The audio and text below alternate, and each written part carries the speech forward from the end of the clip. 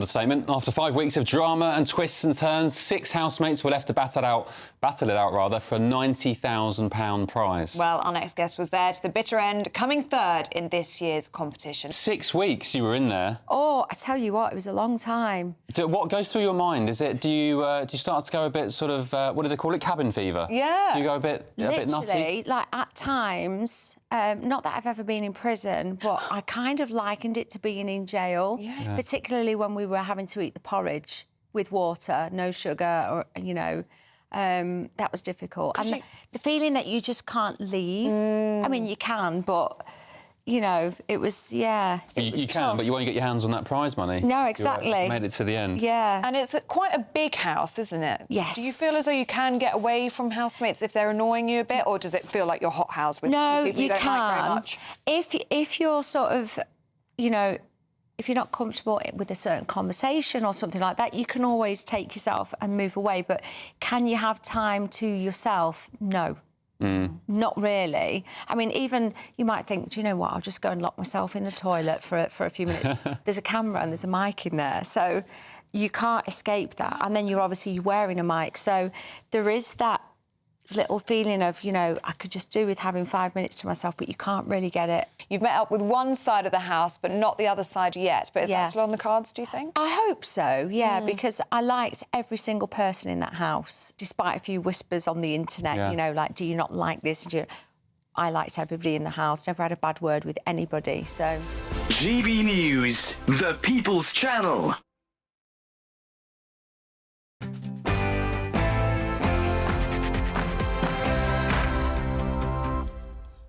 Good afternoon, Britain. It's 12 o'clock on Monday, the 30th of December. I'm Tom Harwood. And I'm Emily Carver.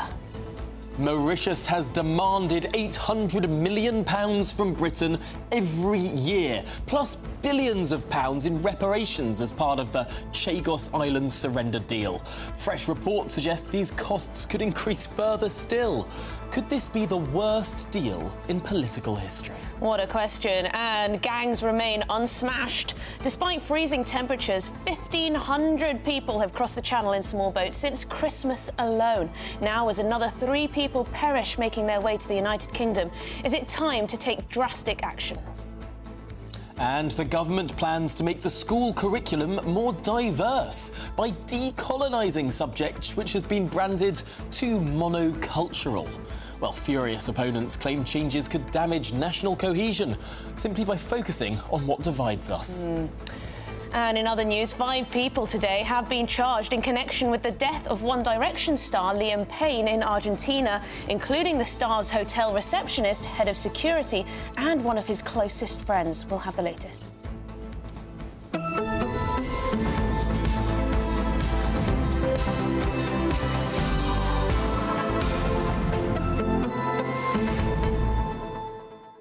Well, welcome back to a full-fledged week here at Good Afternoon Britain, where we've returned to normality after Christmas festivities. It's a bit sad, isn't it, that we're back to Good Afternoon Britain instead of Merry Christmas Britain? I know. But alas, the world moves on. At least we still have the Christmas trees around us. You know, we've still got the set dressing. But I want to get rid of mine in my home. You can't until the 5th of January. Time to get rid of it. You mustn't. It's taking up far too much space. Or is that because you've come dressed as the Christmas tree yourself? All right. Yeah. All right. Tell us your exclusive. So, yes, politics still rages on despite the Christmas festivities. I've been in contact with some people this morning who've told me that one of these campaign WhatsApp groups from the Conservative leadership campaign has stirred back into life this morning. For those watching on television, take a look at this screenshot. This is one of the groups that popped up around the leadership election called Conservatives for Genric. Now, there's one of the people that were running this group telling all members that this is now becoming a discussion forum for activists, that this is becoming a forum for people to talk about all the different issues in politics. And there's a curious quote included in this too, saying supporters can collaborate and drive meaningful change. Interesting. I must say that... What change might that be? The official... A new leader? Well, I mean, that's open to be interpreted, but I must say that the remnants of the official Jenrick campaign have been in touch with me saying that this wasn't an officially run WhatsApp group. Robert Jenrick this morning told me he hadn't heard of it, but I have to say that there are some members of this group that were on the official campaign, and it was quite an active group, and it has stirred back into life after the bumpy weekend for Kemi Badenoch. Yeah, I mean, even without this, and this does provide some evidence, doesn't it? Even without this, I think it's pretty clear that Robert Jenrick does appear to be, at least, in campaign mode. He had his very well done political Christmas message, didn't he? Where he spoke about the Conservative leadership campaign. It does seem as though, you know, he'd rather be in that position, wouldn't he? And he's certainly commenting on absolutely every political issue that comes up. He certainly isn't holding back. It's interesting. I mean, does this mean that there is likely to be any challenge anytime soon? I don't think so. But it certainly does mean that people... There's no point right now, because it's 4 years off till the next election, right? Yeah, although we do know how... regicidal the Conservatives can be. That's true. And there had been one or two whispers over the weekend about will Kemi Badenoch last the full 4 or 5 years. I think that's all a bit premature. I think people just generally like to be organised, stay together, stay in communications. I'm not sure how much we can read into it. But with that reform membership ticker getting so much traction, yes. Anyway, gbnews.com/also. Please do get in touch on everything we're discussing, but let's get the headlines with Tatiana.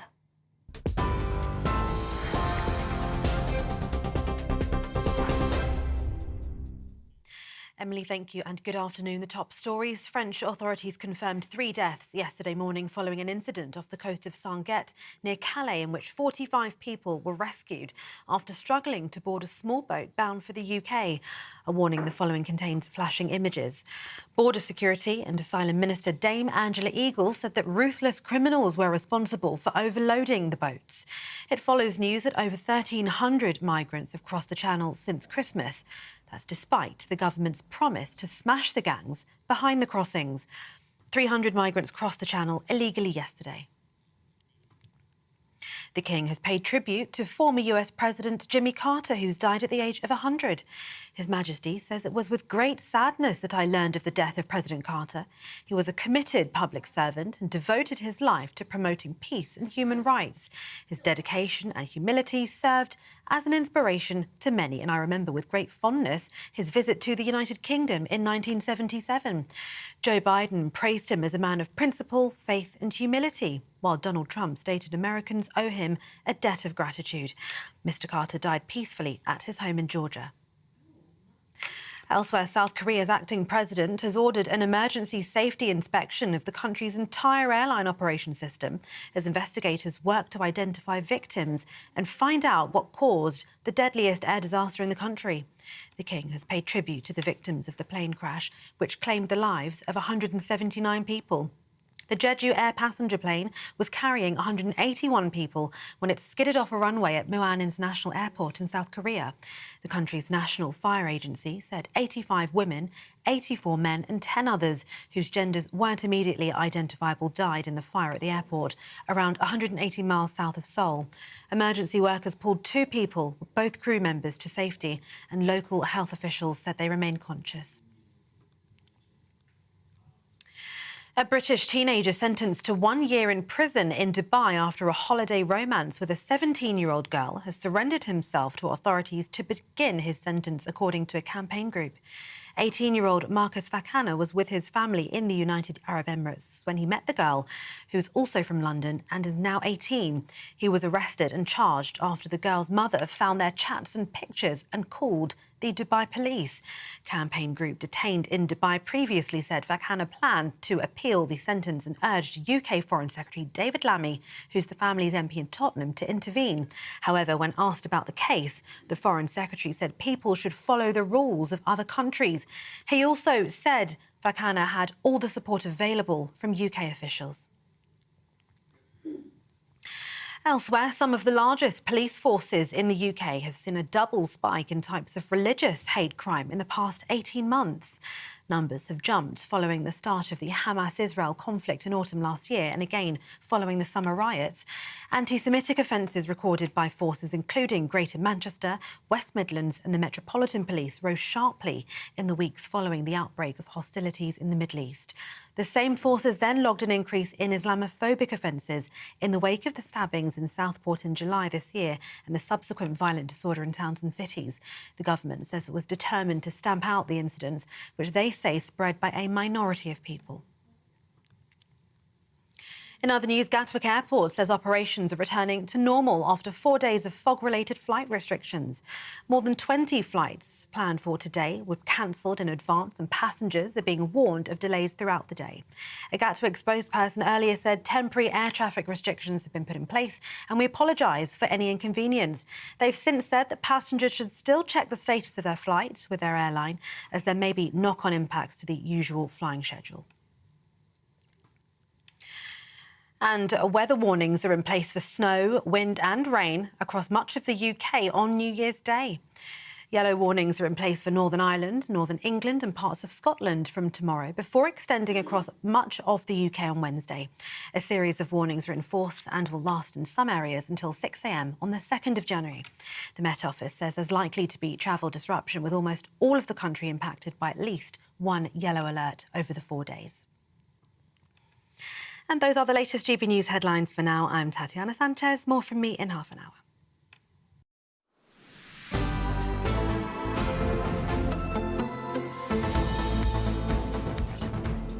OK, good afternoon, Britain. It's now 9 minutes past 12. Now, Britain has been asked to pay billions of pounds, in taxpayers' cash, of course, as part of this deal to hand back the Chagos Islands to Mauritius, it has been revealed.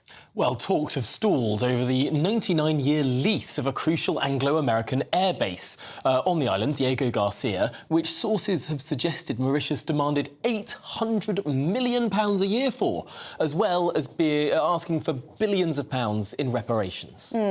What are the reparations exactly for, I wonder? This comes as Sir Keir Starmer is facing calls to abandon his surrender of the islands after the new Mauritian government rejected another proposed deal last week. Well, let's get more on this bizarre situation now with the political commentator Benedict Spence. Benedict, sitting from the outside, reading the detail, it's hard to think of this anything other than the worst deal in history. Paying another country to have the privilege of giving away territory. I mean, I've never seen anything like it. It's a dreadful deal. It's even more dreadful that we haven't abandoned it yet, even though everybody and their dog is telling us that it's a dreadful deal.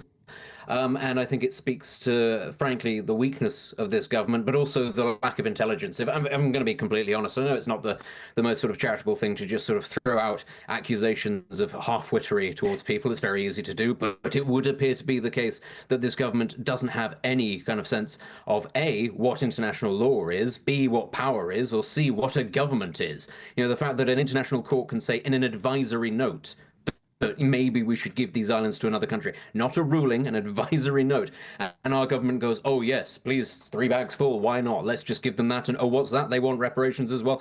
Absolutely. And we need to fast-track this as soon as possible. And, oh, what's that? There are migrants on the island? Yes, we'll take them as well, and we'll pay you for the privilege of that. And we'll pay for the base that we don't even use as a first port of call because we lease it to somebody else. It's staggering. Honestly, it's staggering that we're still going through this charade. And the fact of the matter is that we'd agreed a deal with the previous government of Mauritius, and then they had an election, and this new government of Mauritius has looked at us and gone, these people are absolute mugs, so we're going to go back to the negotiating table and we're going to ask for more. And the reality is, unless somebody strong arms the British government into stopping this, there's a very high chance that they'll actually acquiesce. And I think that I'm not really sure what's more embarrassing, actually. The fact that an Indian Ocean nation, you know, we refer to it as an African state. It's not. It's an island nation in the Indian Ocean. The fact that they feel that they can pull our pants down over this, or the fact that many people in this country are actively looking towards the United States with a begging bowl saying, will you people please interject on this? Will you do something?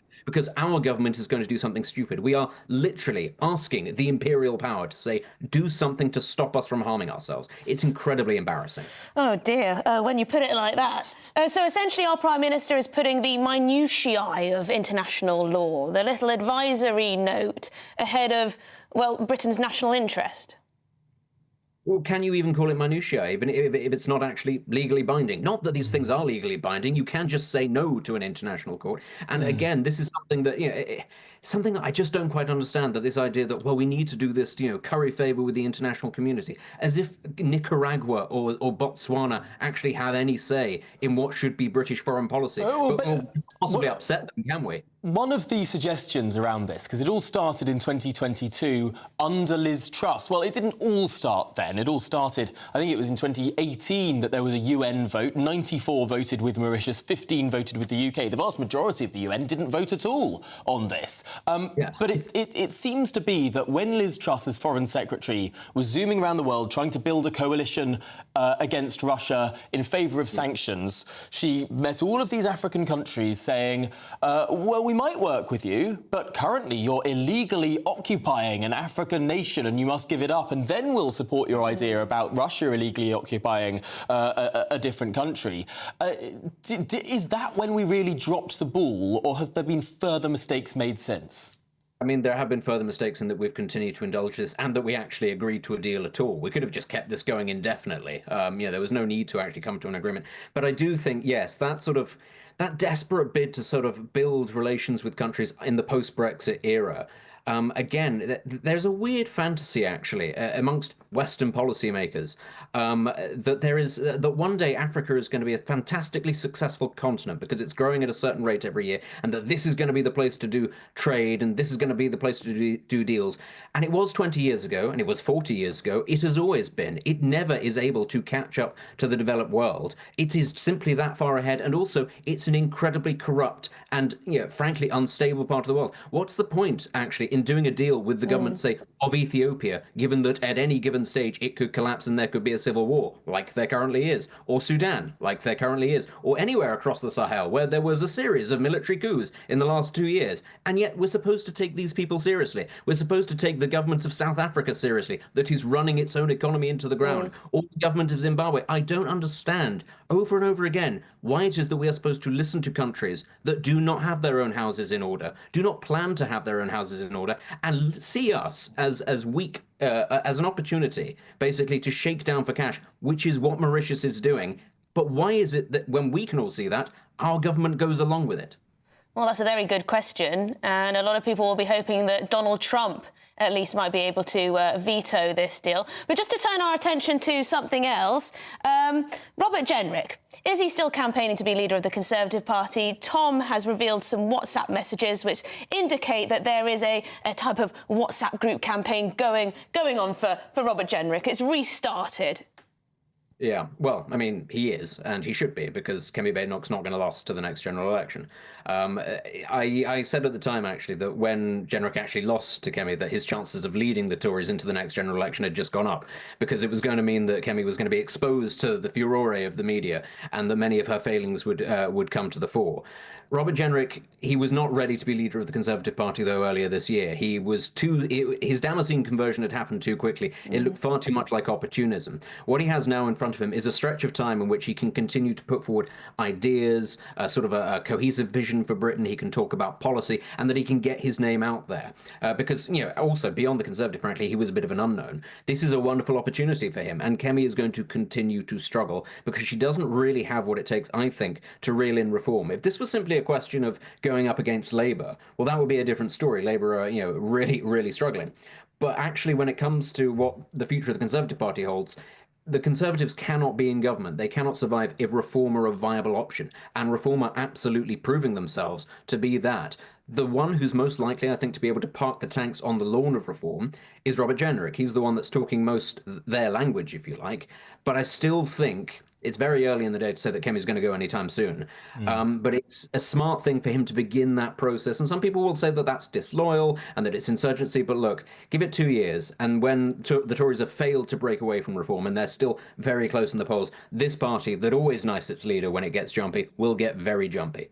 OK, and I must just say that the remnants of the Robert Jenrick campaign have been in touch with me and have released this statement in response to the story, that this was never an official Join Jenrick-related campaign group and was set up by people unrelated to the campaign. That's what they say. But Benedict Spence, thanks very much for joining us. OK. Well, in other news, now a fourth body has been recovered from the English Channel near Calais after 3 migrants died when they fell from a small boat on Sunday. Well, this incident follows a surge of crossings in the past 4 days, with almost 1,500 people making the journey across the Channel, the busiest Christmas period since records began. OK, well, for more on this, we're now joined by Executive Director of Migration Watch, Dr Mike Jones. Mike, I'd hazard a guess that a lot of Brits are feeling absolutely powerless over this issue. 1,500 people crossing the Channel in just 4 days over the Christmas period, which you wouldn't necessarily think would be a particularly busy time of year, considering bad weather and conditions and the like. What's going on? Is it time to, I don't know, take some kind of new drastic action? Yeah, I agree. I mean, does it surprise me? You know, it's another week, another shocking milestone. As you point out, 1,300 illegals have crossed since, Christmas Day. But it doesn't surprise me. The criminal gangs are ruthless. If there's a lull in the weather, they'll exploit it. This doesn't mean to say the weather conditions are ideal. You've got fierce winds, high waves, and of course you've got the fog. Large vessels can't actually see where the small dinghies are. But as I said before, if there's a lull in the weather, the gangs will exploit it. At this moment in time, the gangs are smashing Sir Keir Starmer rather than the other way around. And do we need drastic action? Absolutely. We need to change the legal system.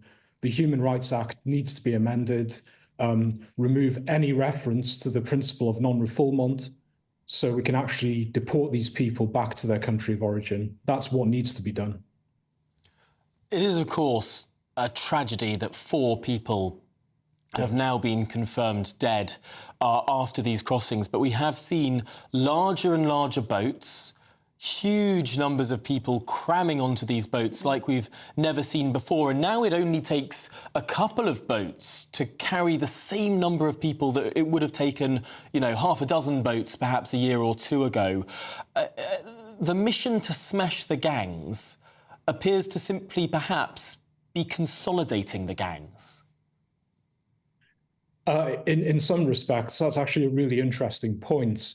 The reason why they're cramming the migrants into larger vessels is because the French have actually stepped up patrols and interceptions on the Calais coast itself.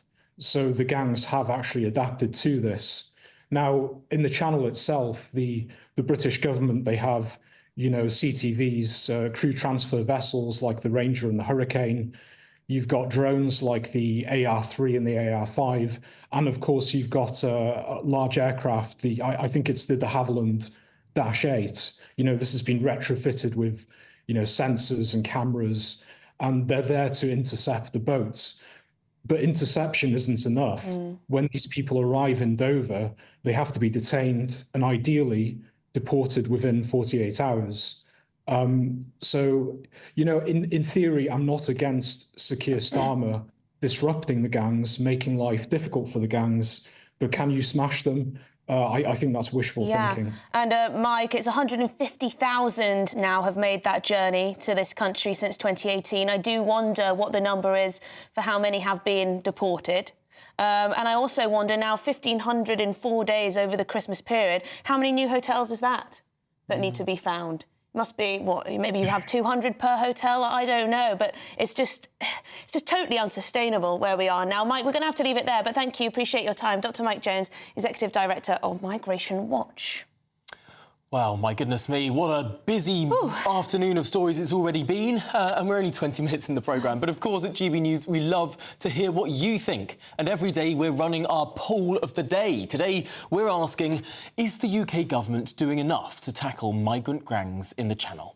Yes, we'll be bringing you the live results throughout the day, so make sure to stay tuned. The final result will be announced later in Martin Daubney's show, so do take part in that poll. We need you. Indeed. For all the latest polls, news and how to vote, just go to gbnews.com/poll. OK, well, this is Good Afternoon Britain on GB News. Lots more coming up, including government plans to make the school curriculum more diverse by decolonising subjects which have been branded too monocultural. What does that mean?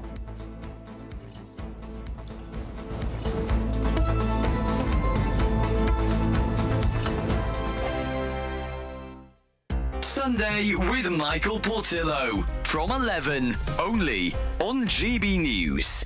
Oedipus is back in the theatre, as Stefan Kyriazis can tell me. Stefan, welcome to the show. Thank you very much. A good Oedipus or a bad one? It's a great one. It's divided the critics a little bit. So some would prefer more kind of truth to the original text, perhaps a little bit more sense of the kind of epic Greek tragedy. I mean, this is Sophocles. It's 2,500 years old, and it's still one of the best, literally, no pun, the mother of all tragedies. It's just absolutely staggering. You like that? I did. Where and with whom? So this one is on at the Wyndham Theatre until January the 4th. The exciting thing is Mark Strong as Oedipus, Leslie Manville as his wife, Jocasta, and it's been reframed, you'll see from the pictures, as a modern political thriller. So he is waiting for election results, general election results, you will remember. There's a clock ticking down in the background. They're at Campaign HQ. They're waiting for it to click down to zero. We increasingly know that when it hits zero, terrible truths are coming. So it's operating on two levels. He's obsessed with the truth. He says very famously, I am me. He's so proud of his sense of who he is. And of course, that's all going to be horrendously ripped away. Mark Strong is wonderful. And then when we get to the very end and the horrific final reveal, I forgot. I was so gripped in the political thriller and everything else, I actually swore under my breath in the theatre, Michael, because I just had been so engrossed, and they play very well at other mysteries going on and a family drama, that when my penny dropped, I literally was devastated, and they do it. Even the critics that haven't loved this reframing admit, the two of them, and especially at the end, it's searingly agonising. It's glorious. 2,500 years later, yeah, it's still absolutely visceral. Yeah, absolutely, absolutely. GB News, the People's Channel. If you want your news to be straight talking... This is a nightmare for the Conservatives again. Down to earth. It's not just Nottingham where this is happening, is it? And most importantly, honest. Hard-working, middle-class taxpayers, they'll get their book thrown at them. Then catch me, Martin Daubney, Monday to Friday, 3 till 6 p.m. on GB News, Britain's news channel.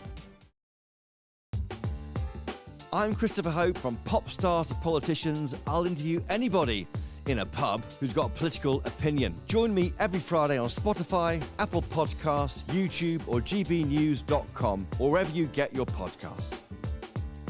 This is GB News, the People's Channel.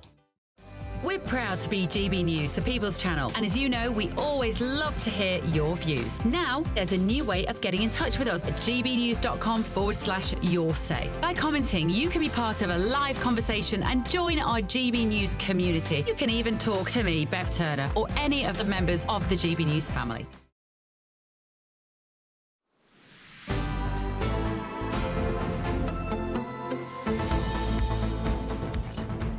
Good afternoon, Britain. It is 25 minutes past midday. Now, the national curriculum is set to be made even more diverse under brand new plans to refresh what's currently taught in schools. Well, there's going to be a pledge to breathe new life into our outdated system. Right, OK. Bridget Phillipson, the Education Secretary, her overhaul aims to create a curriculum that reflects the diversities of our society and help produce young people who appreciate the diversity of Britain. Well, the move has been slammed by the former Conservative Education Minister, Sir John Hayes, who says the changes would undermine the education of young people for ideological reasons. OK, well, joining us now is academic and author Joanna Williams. Joanna, thank you very much for coming on to talk about this one. What exactly is going on here? OK, so we see nice things about how young people will learn to appreciate diversity and how diversity of the curriculum will be a wonderful thing. What exactly will that mean, do you suppose? Well, I think the first thing I would say is that it's entirely to do with politics and nothing to do with education.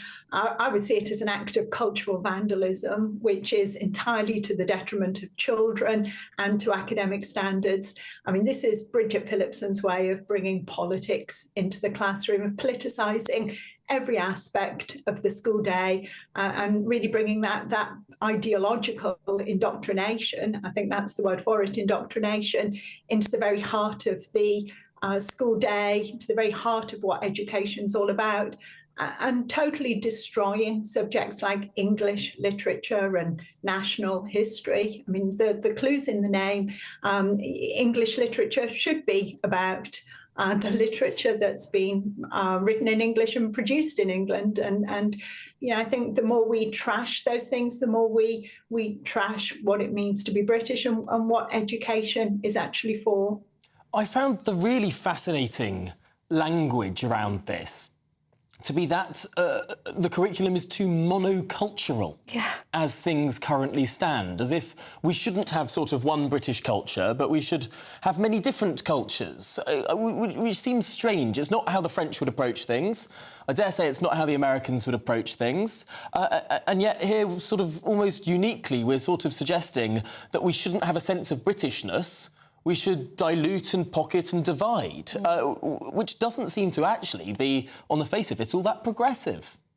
No, absolutely not. And I think that's one of the really important roles that schools can play in introducing children to their national history, to their national culture, cultural traditions. And for me, that is a very progressive thing because it's it's one of the few things that can genuinely unite people. It doesn't matter, as far as I'm concerned, what colour your skin is, what your sex or your gender identity is, what your sexuality is. All of those things are completely irrelevant and should be left at the classroom door.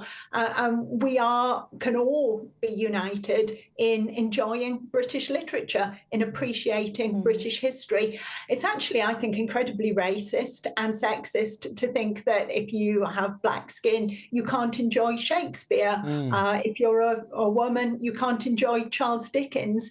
These are really regressive ideas that are being pumped out by this Labour government. It's real cultural vandalism, I think, and educational standards and children will ultimately be the victims of this attempt to politicise the curriculum. Now, I believe this is a review/consultation at the moment, and of course all the teaching unions and various groups are all going to be putting forward their ideas, some of which will focus on this decolonisation of the curriculum and things like that. But I think people are worried in this country that there is no longer an attachment to a British sense of national identity. And how damaging that could be to this country in the years to come. And that's why these types of stories, because I've heard on other stations people saying, oh, this is just a scare story from the Telegraph. I think it was written up to begin with. But actually, people have a deep concern about the fragmentation of our country.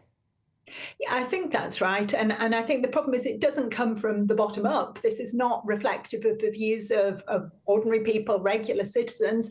You know, this is a top-down project to trash Britain's past and to trash our cultural heritage. It's something which is being imposed by the Labour government on people who are actually quite proud of being British, as I said earlier, irrespective of their skin colour, their sexuality or their sex. You know, people have a sense of what it means to be British and are proud of it, and it's the Labour government and that seems determined to trash it. But I do think it's much more than a scare story, because I think, you see, it's many teachers themselves, and particularly the Education Union, that are already leading the way in these cries to decolonise the curriculum. It's not as if we have a kind of really nationalistic curriculum and children are going to schools kind of steeped in British identity at the moment. Well, this is what I was going to say. I'm in the position where I did my GCSEs and my A-levels under the coalition government.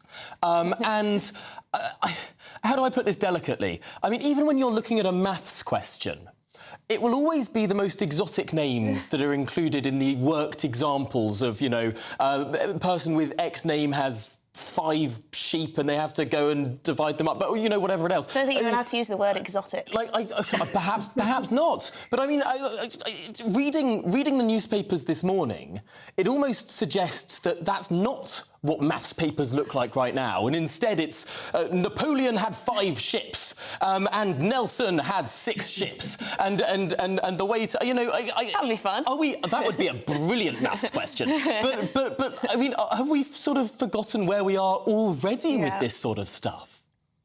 Absolutely. I mean, this is the thing, to assume that the curriculum has not already been decolonised in subjects like English and history, to assume that children leave school nowadays with no sense at all of the history of empire and, bad things that Britain has done in the past is a complete fantasy. Children's education is steeped in this from the very first time that they set foot into a classroom.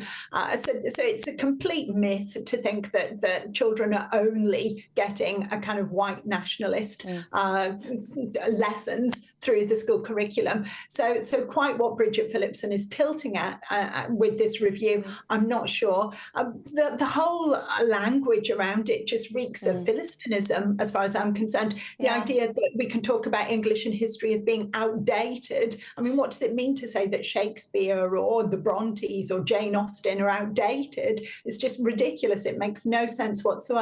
And we haven't even got onto whether this is actually going to be a good use of time in terms of, other countries around the world are focusing on their maths, their English, they're trying to get these rigorous standards on board, and we're falling behind.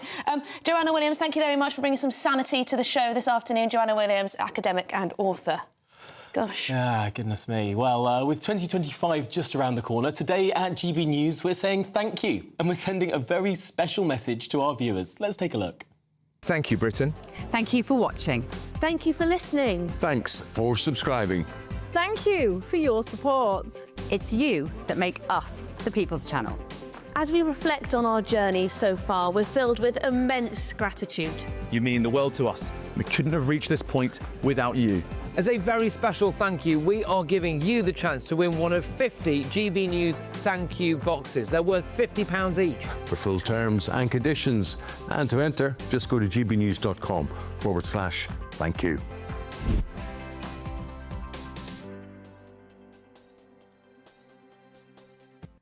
That was rather nice. It was. Wearing the same dress. Yeah, did you film it today? No.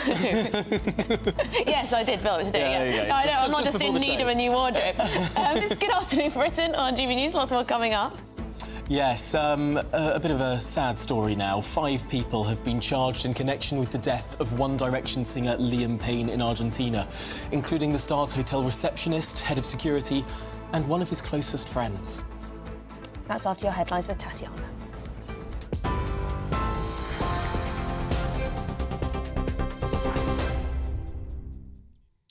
Yes, more on that at the top of the hour. But for now, breaking news. French media are reporting that a 4th body has been recovered from the Channel near Calais after 3 migrants died when they fell from a small boat yesterday. Now, they say the body of the man was found near the beach at Sangatte this morning, a few hundred metres away from yesterday's incident. Those 3 migrants died when they fell into the water. Their small boat had been setting off for Britain early yesterday morning. Dozens of others were rescued after they fell from that overcrowded boat. Border Security and Asylum Minister Dame Angela Eagles said that ruthless criminals were responsible for overloading the boats. So far this year, 77 migrants have died trying to cross the Channel. The King has paid tribute to former US President Jimmy Carter, who's died at the age of 100. His Majesty says it was with great sadness that I learned of the death of President Carter. He was a committed public servant and devoted his life to promoting peace and human rights. His dedication and humility served as an inspiration to many, and I remember with great fondness his visit to the United Kingdom in 1977. Joe Biden praised him as a man of principle, faith and humility, while Donald Trump stated Americans owe him a debt of gratitude. Mr. Carter died peacefully at his home in Georgia. And South Korea's acting president has ordered an emergency safety inspection of the country's entire airline operation system as investigators work to identify victims and find out what caused the deadliest air disaster in the country. The King has paid tribute to the victims of the plane crash, which claimed the lives of 179 people. The Jeju Air passenger plane was carrying 181 people when it skidded off a runway at Muan International Airport in South Korea. The country's National Fire Agency said 85 women and 84 men and 10 others who weren't immediately identifiable died in the fire at that airport around 180 miles south of Seoul. Emergency workers pulled 2 people, both crew members, to safety, and local health officials said they remained conscious. And those are the latest GB News headlines for now. I'm Tatiana Sanchez. More in half an hour. For the very latest GB News direct to your smartphone, sign up to News Alerts by scanning the QR code or go to gbnews.com/alerts.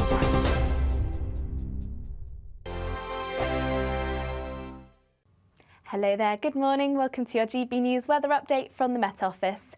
We're expecting heavy outbreaks of rain at times across Scotland, also some snow at times too. Windy across the north and elsewhere, a rather cloudy day on offer. And we do have an area of low pressure slowly sweeping its way eastwards across the north, bringing us that rain and the risk of snow. But elsewhere, high pressure clings on, giving us largely settled conditions for much of the country. Plenty of cloud around there and some rain and drizzle, particularly across hills, and longer, more persistent outbreaks of rain across parts of Northern Ireland, parts of southern Scotland, and then later on into northern parts of England. This could be heavy at times and falling as snow at times across Scotland too, particularly the far north. We're expecting some showers moving through, these often falling as snow, mainly across hills, but we could also see some to lower levels too. So as we finish off the day then, those snow showers are set to continue across the far north of Scotland. A little bit blustery here at times too. And then longer spells of rain just across the southern Scottish borders through into northern parts of England, northern parts of Northern Ireland too. This once again could be quite heavy and persistent at times. And elsewhere should be largely dry. Plenty of cloud around there. We can't rule out some drizzly spots, particularly around hills. And then overnight we'll see more of the same, still plenty of cloud around across the south, and these outbreaks of rain slowly edging their way northeastwards, falling as snow once again mainly to higher levels across Scotland, but we could also see some snow to lower levels too. And this rain turning rather heavy and persistent at times across Scotland and northern parts of England by the time we reach the early hours of the morning. And with plenty of cloud around, that keeps temperatures mild, but still a chilly feel across Scotland. And then an unsettled day to end the year. Outbreaks of rain across Scotland, northern parts of England, Northern Ireland too, turning quite windy at times under this cloud and rain, and still falling as snow for a time across Scotland. The driest and brightest of the weather across the far south and southeast, and temperatures overall up by a degree or two compared to today. The latest GB News travel. Northbound on the M1, there is a lane closure on the exit slip road to junction 34 for Meadow Hall due to a broken down vehicle. Slow traffic as a result. The A38 in Turfdown in Cornwall is closed, causing slow traffic. The closure is to an accident from Turfdown through to Glyn. No problems to report now though for London Road in Peterborough. The earlier closure of London Road on the A15 has cleared, an earlier accident removed, and all lanes have reopened. It is looking slow though for the roadwork area on the M1, with a lane closure in place between Bedford at 13 through to Luton Airport Spur Road at junction 10. No problems to report for the M4. The A55 is also clear. An early closure of Llanfairfechan has been removed. So that's the latest. You can stay up to date throughout the day by visiting our website gbnews.com.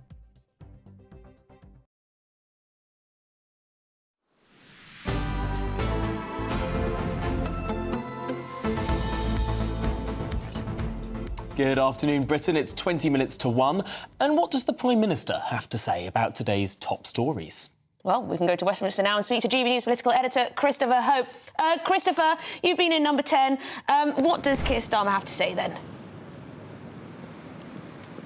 Yes, well, Sir Keir Starmer is not here. He's not in the country at the moment. We can disclose on GB News. Sources say he's on holiday.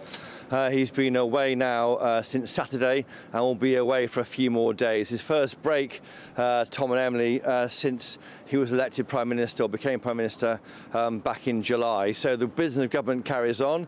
He's in charge. Angela Rayner is the Deputy Prime Minister, but the PM is still in charge, we've been told by the PM's official spokesman today.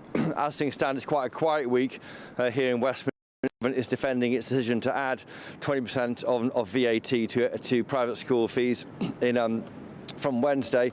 I was struck by the justification. They say that private school fees have gone up by 75% in real terms since 2000. The average fee is now £18,000 a year, out of reach of most families in the country. I think that's why they are doubling down on that policy. It's going to raise £1.8 billion by the end of this decade, and they say that money will be spent on education. Of course, the actual education budget in England is much bigger than that, but it will go on education, of course.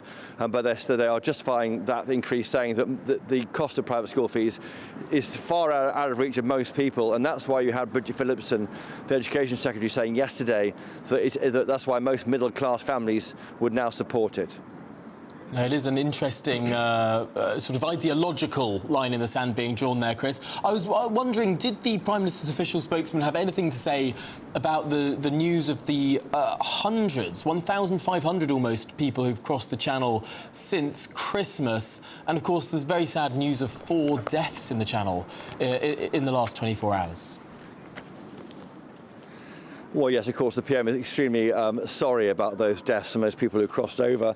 The numbers, around 300 came yesterday, 325, or 322, forgive me, on Saturday. That means that 36,000 have now crossed the Channel this year, up a quarter on 2023, but down a fifth on the record year of 2022. Since the election, nearly 23,000 people have crossed over here. It's a failure of both this Labour government and the Tory government before them to control the southern border.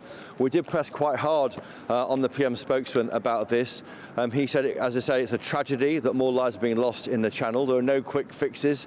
He says the government is putting forward new plans to hit supply chains in Germany, work with enforcement bodies on the continent. The numbers are too high. There is no silver bullet. They say that they've returned 13,000 people in forced returns since July. I asked how many of those are small boat arrivals. They wouldn't say, because, well, they've never disclosed that figure, so that figure could be any number from the tens of thousands waiting to be processed in the system. I asked also whether there might be a target for 2025. Will the figure come down in the coming calendar year? The PM's official spokesman said they won't set targets. Their aim is to dismantle the smuggling gangs, but as things stand, no target, no guarantee from this government that numbers will fall in 2025, Tom. And Christopher, we kicked off the show by talking about this Chagos Island deal and the new detail that we've had about how much the Mauritian government is asking for. So £800 million per year, plus apparently billions in reparations. Anything on that? Yeah, those reports, it looked like a very authoritative report in yesterday's Sunday Times, but Number 10 is completely hosing that story down. They're saying here that the reports of the Mauritius demanding £800 million a year plus reparations as part of this handover of sovereignty of the Chagos Islands are completely inaccurate. Press further, completely out of the ballpark. Their priority, the government says, is to protect the base at Diego Garcia. It's understandable that the Mauritius government wants to try and set out and look at those and look at the new deal, because there's been an election since it was agreed. I should say, by the way, on small boats, it's a lot more than 36,000 across this year. It's now nearly 37,000 a year, according to our own calculations here at GB News. OK, brilliant stuff. Thank you, Christopher Hope, our political editor. We'll speak to you a little bit later as well.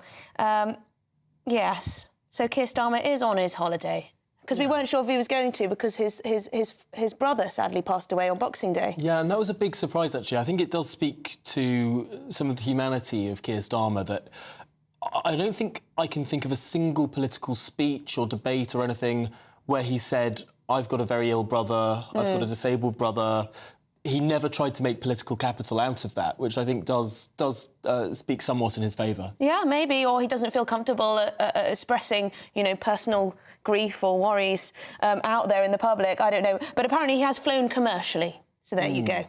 Right, well, we've got a lot more coming up. But first, if you're in search of some winter sun, here is the forecast for some of the very top European holiday destinations.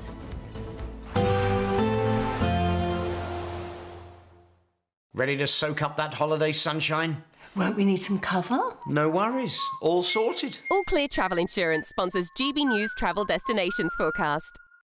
Hello there. Conditions slowly improving across the far east of the Mediterranean, but the risk of showers across southern parts of Spain over the next 24 hours. Low pressure starting to pull away, but still the risk of some heavy showers for Cyprus, but generally dry across Greece, across into Italy. Sunny spells here, temperatures around average for the time of year, but the risk of some showers across southern Spain, and generally dry as well towards Tenerife there, reaching 20 Celsius. Generally dry for the next few days, best of the sunshine towards eastern parts. See you soon.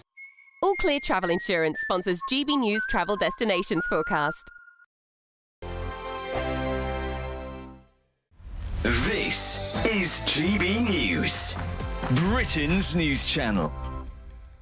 Now, our next guests have been working closely with celebrities and MPs to help clean up our planet. Very important. Think Ocean was founded in 2021 with two main goals. One, educating the next generation to make sure that they know when they're growing up that naturally we have to take care of the planet and cleaning pollution that's already in the environment. Well, joining us now to tell us more is Think Ocean's founder, Hugo Valdez-Vera, and the co-founder, Nolene Mariappan. Really good morning, to see you both this morning.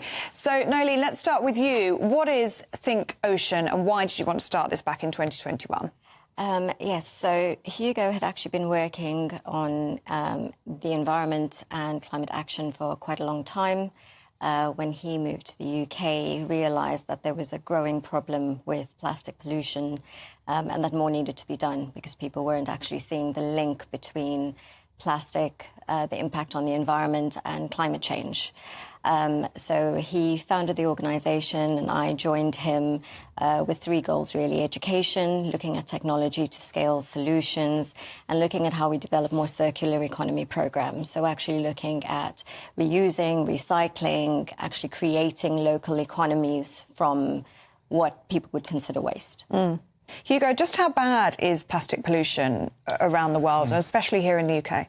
Well, it is bad, but we don't know the extent of how bad it is. You know, this is not much interest from the bigger players or, some government for us to know every detail of the pollution. So if we know that is from 1 to 10 is 2, probably it's about 6. Oh. GB News, the People's Channel. Hi there, I'm Michelle Dewberry and I'm going to take a second to tell you all about my show, Dubes & Co. We start off with the issues of the day. We then bring in both sides of the argument. We get rid of the disrespect. And then you throw me into the mix. And trust me, I'll tell it exactly how it is. And then, of course, the magic ingredient, you at home. We mix it all together and what have we got, in my opinion, the best debate show in town. Monday to Friday, 6 till 7 on GB News, Britain's news channel. It's Patrick Christie's Tonight, and here we do things differently. It's explaining the absolute madness of this, doesn't it? It's explosive. I mean, this is very good. It's lively. 850. Your government sat there, Sean, and it did nothing. It's controversial. And the Middle East has been in turmoil since before I was born. It's everything you need to kickstart your evening. Everyone's had their Weetabix tonight. I love to see it. That's Patrick Christie's Tonight, weeknights from 9 p.m. Only on GB News, the People's Channel, Britain's news channel. Well, welcome back to Good Afternoon Britain here on GB News. Now, 5 people have been charged in connection with the death of One Direction star Liam Payne at a hotel in Argentina. Yes, the men charged with manslaughter have been named locally as Mr Payne's businessman friend, Roger Knowles, hotel chief receptionist Esteban Grassi and head of security Gilda Martin. Well, the judge is reported to have placed a travel ban on the trio and ordered them to forfeit the equivalent in Argentine pesos of around £38,000. OK, well, let's get more now with showbiz broadcaster Hayley Sparks. Hayley, this is quite a dramatic development in this story. It is a really tragic story that has obviously devastated fans of Liam around the world. I take comfort in the fact that it appears, because of these recent charges, that the Argentinian police authorities are investigating this case very thoroughly. I mean, these charges are very serious. So we have 2 former hotel workers which have been charged with supplying for payment. So at the moment, they're denying that they actually supplied Liam Payne with the drugs. They are suggesting that they took drugs with him recreationally. But the charges of manslaughter for the hotel chief receptionist and head of security, and also for his former agent and friend, Roger, incredibly serious charges that we're looking at. I mean, the reports were showing there were suggestions of negligence on behalf of the hotel. We saw video footage of Liam being I use the word dragged, but taken to his hotel room with this balcony against his will. It was very clear to see in the video footage that he was in a very distressed state. We know from the autopsy that a cocktail of drugs were found in his system. And there was suggestion that this was very irresponsible to put somebody in that position, to put them in a hotel room with a balcony. Obviously, there's that element of danger there. It does appear that they had safe spaces in the hotel, and that the security staff could have waited with him so he could have been in a safe environment. They could have got the police involved and got him the help and support that he needed. So it does appear that there was some negligence allegedly in that situation. However, to now be officially charged with manslaughter, very, very serious charges indeed. No, this is a very serious case, but it also does speak, I suppose we see this so often, to the psyche of some of the people that society holds up as potential role models. These people who seem to have everything, who have millions of fans around the world, can so often be so deeply troubled introspectively. It's so tragic, and from the research that I've been doing on this case and the wider picture, we look at the case of Matthew Perry. When you have a celebrity as well known as Liam Payne was, it does appear that they become a real target for these drug dealers that track them down. They know where they're going to be. So if you're somebody that's suffering with the depths of addiction, desperately trying to remain sober, as we believe Liam had been sober for a period of time before he travelled to Argentina, and you are then targeted by these drug dealers, when you're vulnerable, when you are in that position, you can understand how these situations can occur. And I personally am very pleased that it is being taken seriously, because people involved in this situation, look at the tragic outcome that could have been avoided. People have potentially played a part in this tragic loss. I mean, just 31 years of age. Hayley, I'm sorry, we're going to have to leave it there, but really appreciate you coming on to explain everything to us. Hayley Sparks there. This is Good Afternoon Britain on GB News. We've got lots more coming up. We'll be talking about further potential farmer protests into the new year. Is more drastic action going to be? And also we're going to be joined by a former airline pilot to talk about those tragic scenes yesterday in South Korea.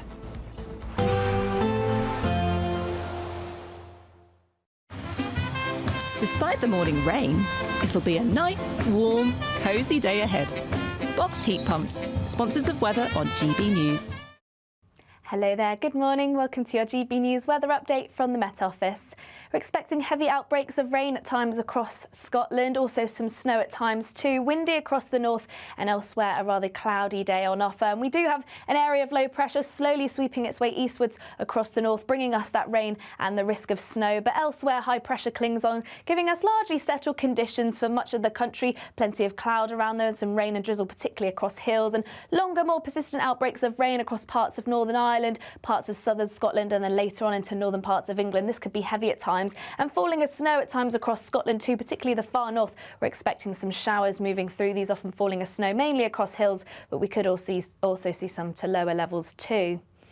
So as we finish off the day then, those snow showers are set to continue across the far north of Scotland. A little bit blustery here at times too. And then longer spells of rain just across the southern Scottish borders through into northern parts of England, northern parts of Northern Ireland too. This once again could be quite heavy and persistent at times. And elsewhere should be largely dry. Plenty of cloud around there. We can't rule out some drizzly spots, particularly around hills.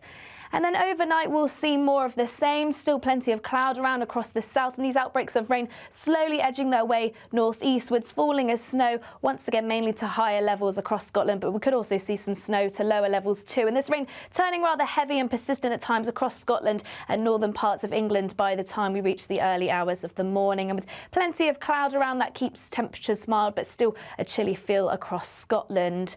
And then an unsettled day to end the year. Outbreaks of rain across Scotland, northern parts of England, Northern Ireland too, turning quite windy at times under this cloud and rain, and still falling as snow for a time across Scotland. The driest and brightest of the weather across the far south and southeast, and temperatures overall up by a degree or two compared to today. There will be a light breeze in the morning, leading to a warm front. Boxed heat pumps. There's still plenty of time to grab your chance to win our biggest cash prize ever. An incredible £50,000. What would you spend £50,000 on in the coming year? Spectacular holidays, a brand new car, home improvements, or maybe you'd just like to save it for a special occasion. For another chance to win, text cash to 63232. One entry costs £2 plus one standard network rate message. Or text bonus to 63232. 5 entries cost £5 plus one standard network rate message. Go to gbnews.com/win. Entries start from just £2. You can call 0903 681 3232. Calls cost £2 plus your network access charge. Or post your name and number to GB10 PO Box 8690 Derby DE1 9TT. UK only. Entrance must be 18 or over. Lines close at 6 p.m. on the 31st of January. Please check the closing time if listening or watching on demand. Good luck.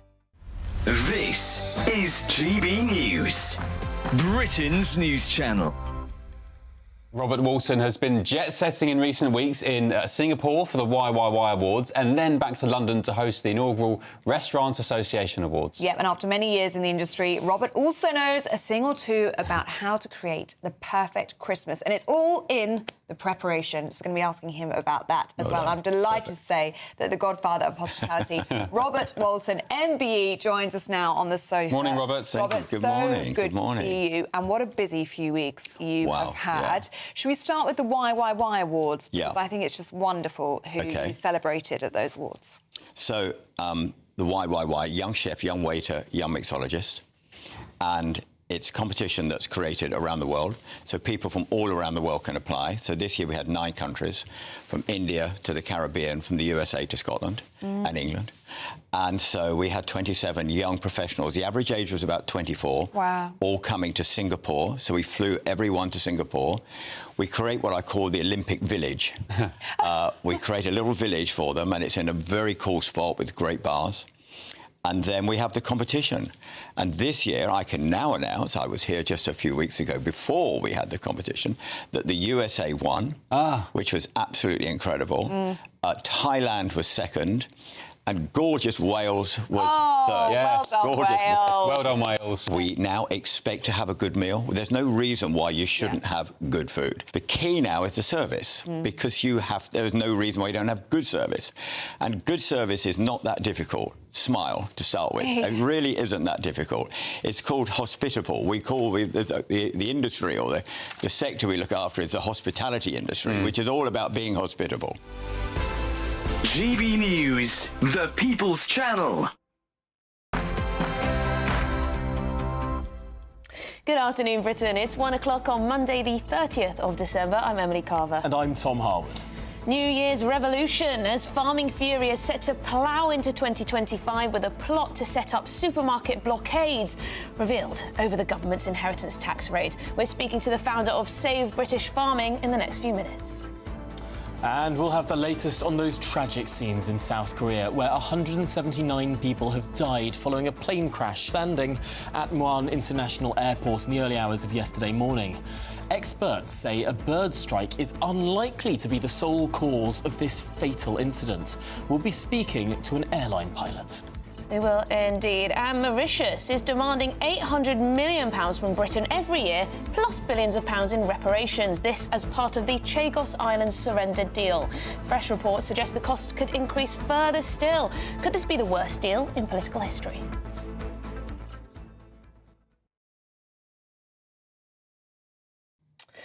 OK, well, please do get in touch throughout the show. gbnews.com/your say is the way to do so. Absolutely. And of course, we want your thoughts, we want your opinions on all of those big stories that we're touching on today.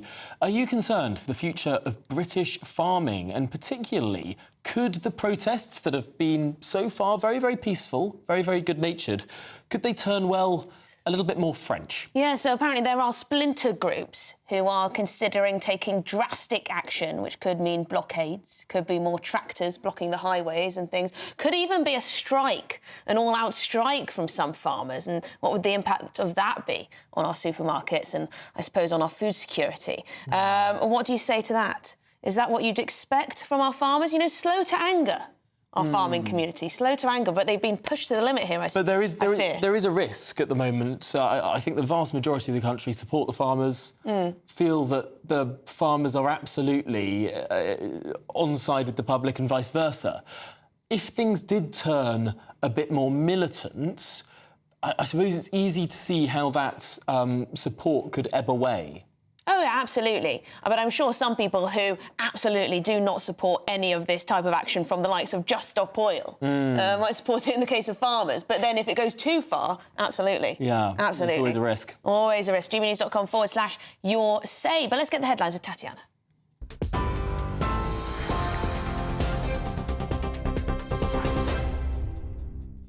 Good afternoon. The top stories. A fourth body has been recovered from the channel near Calais after 3 migrants died when they fell from a small boat yesterday. French media reporting that the body of the man was found near the beach at Saint-Gat this morning, a few hundred metres away from yesterday's incident.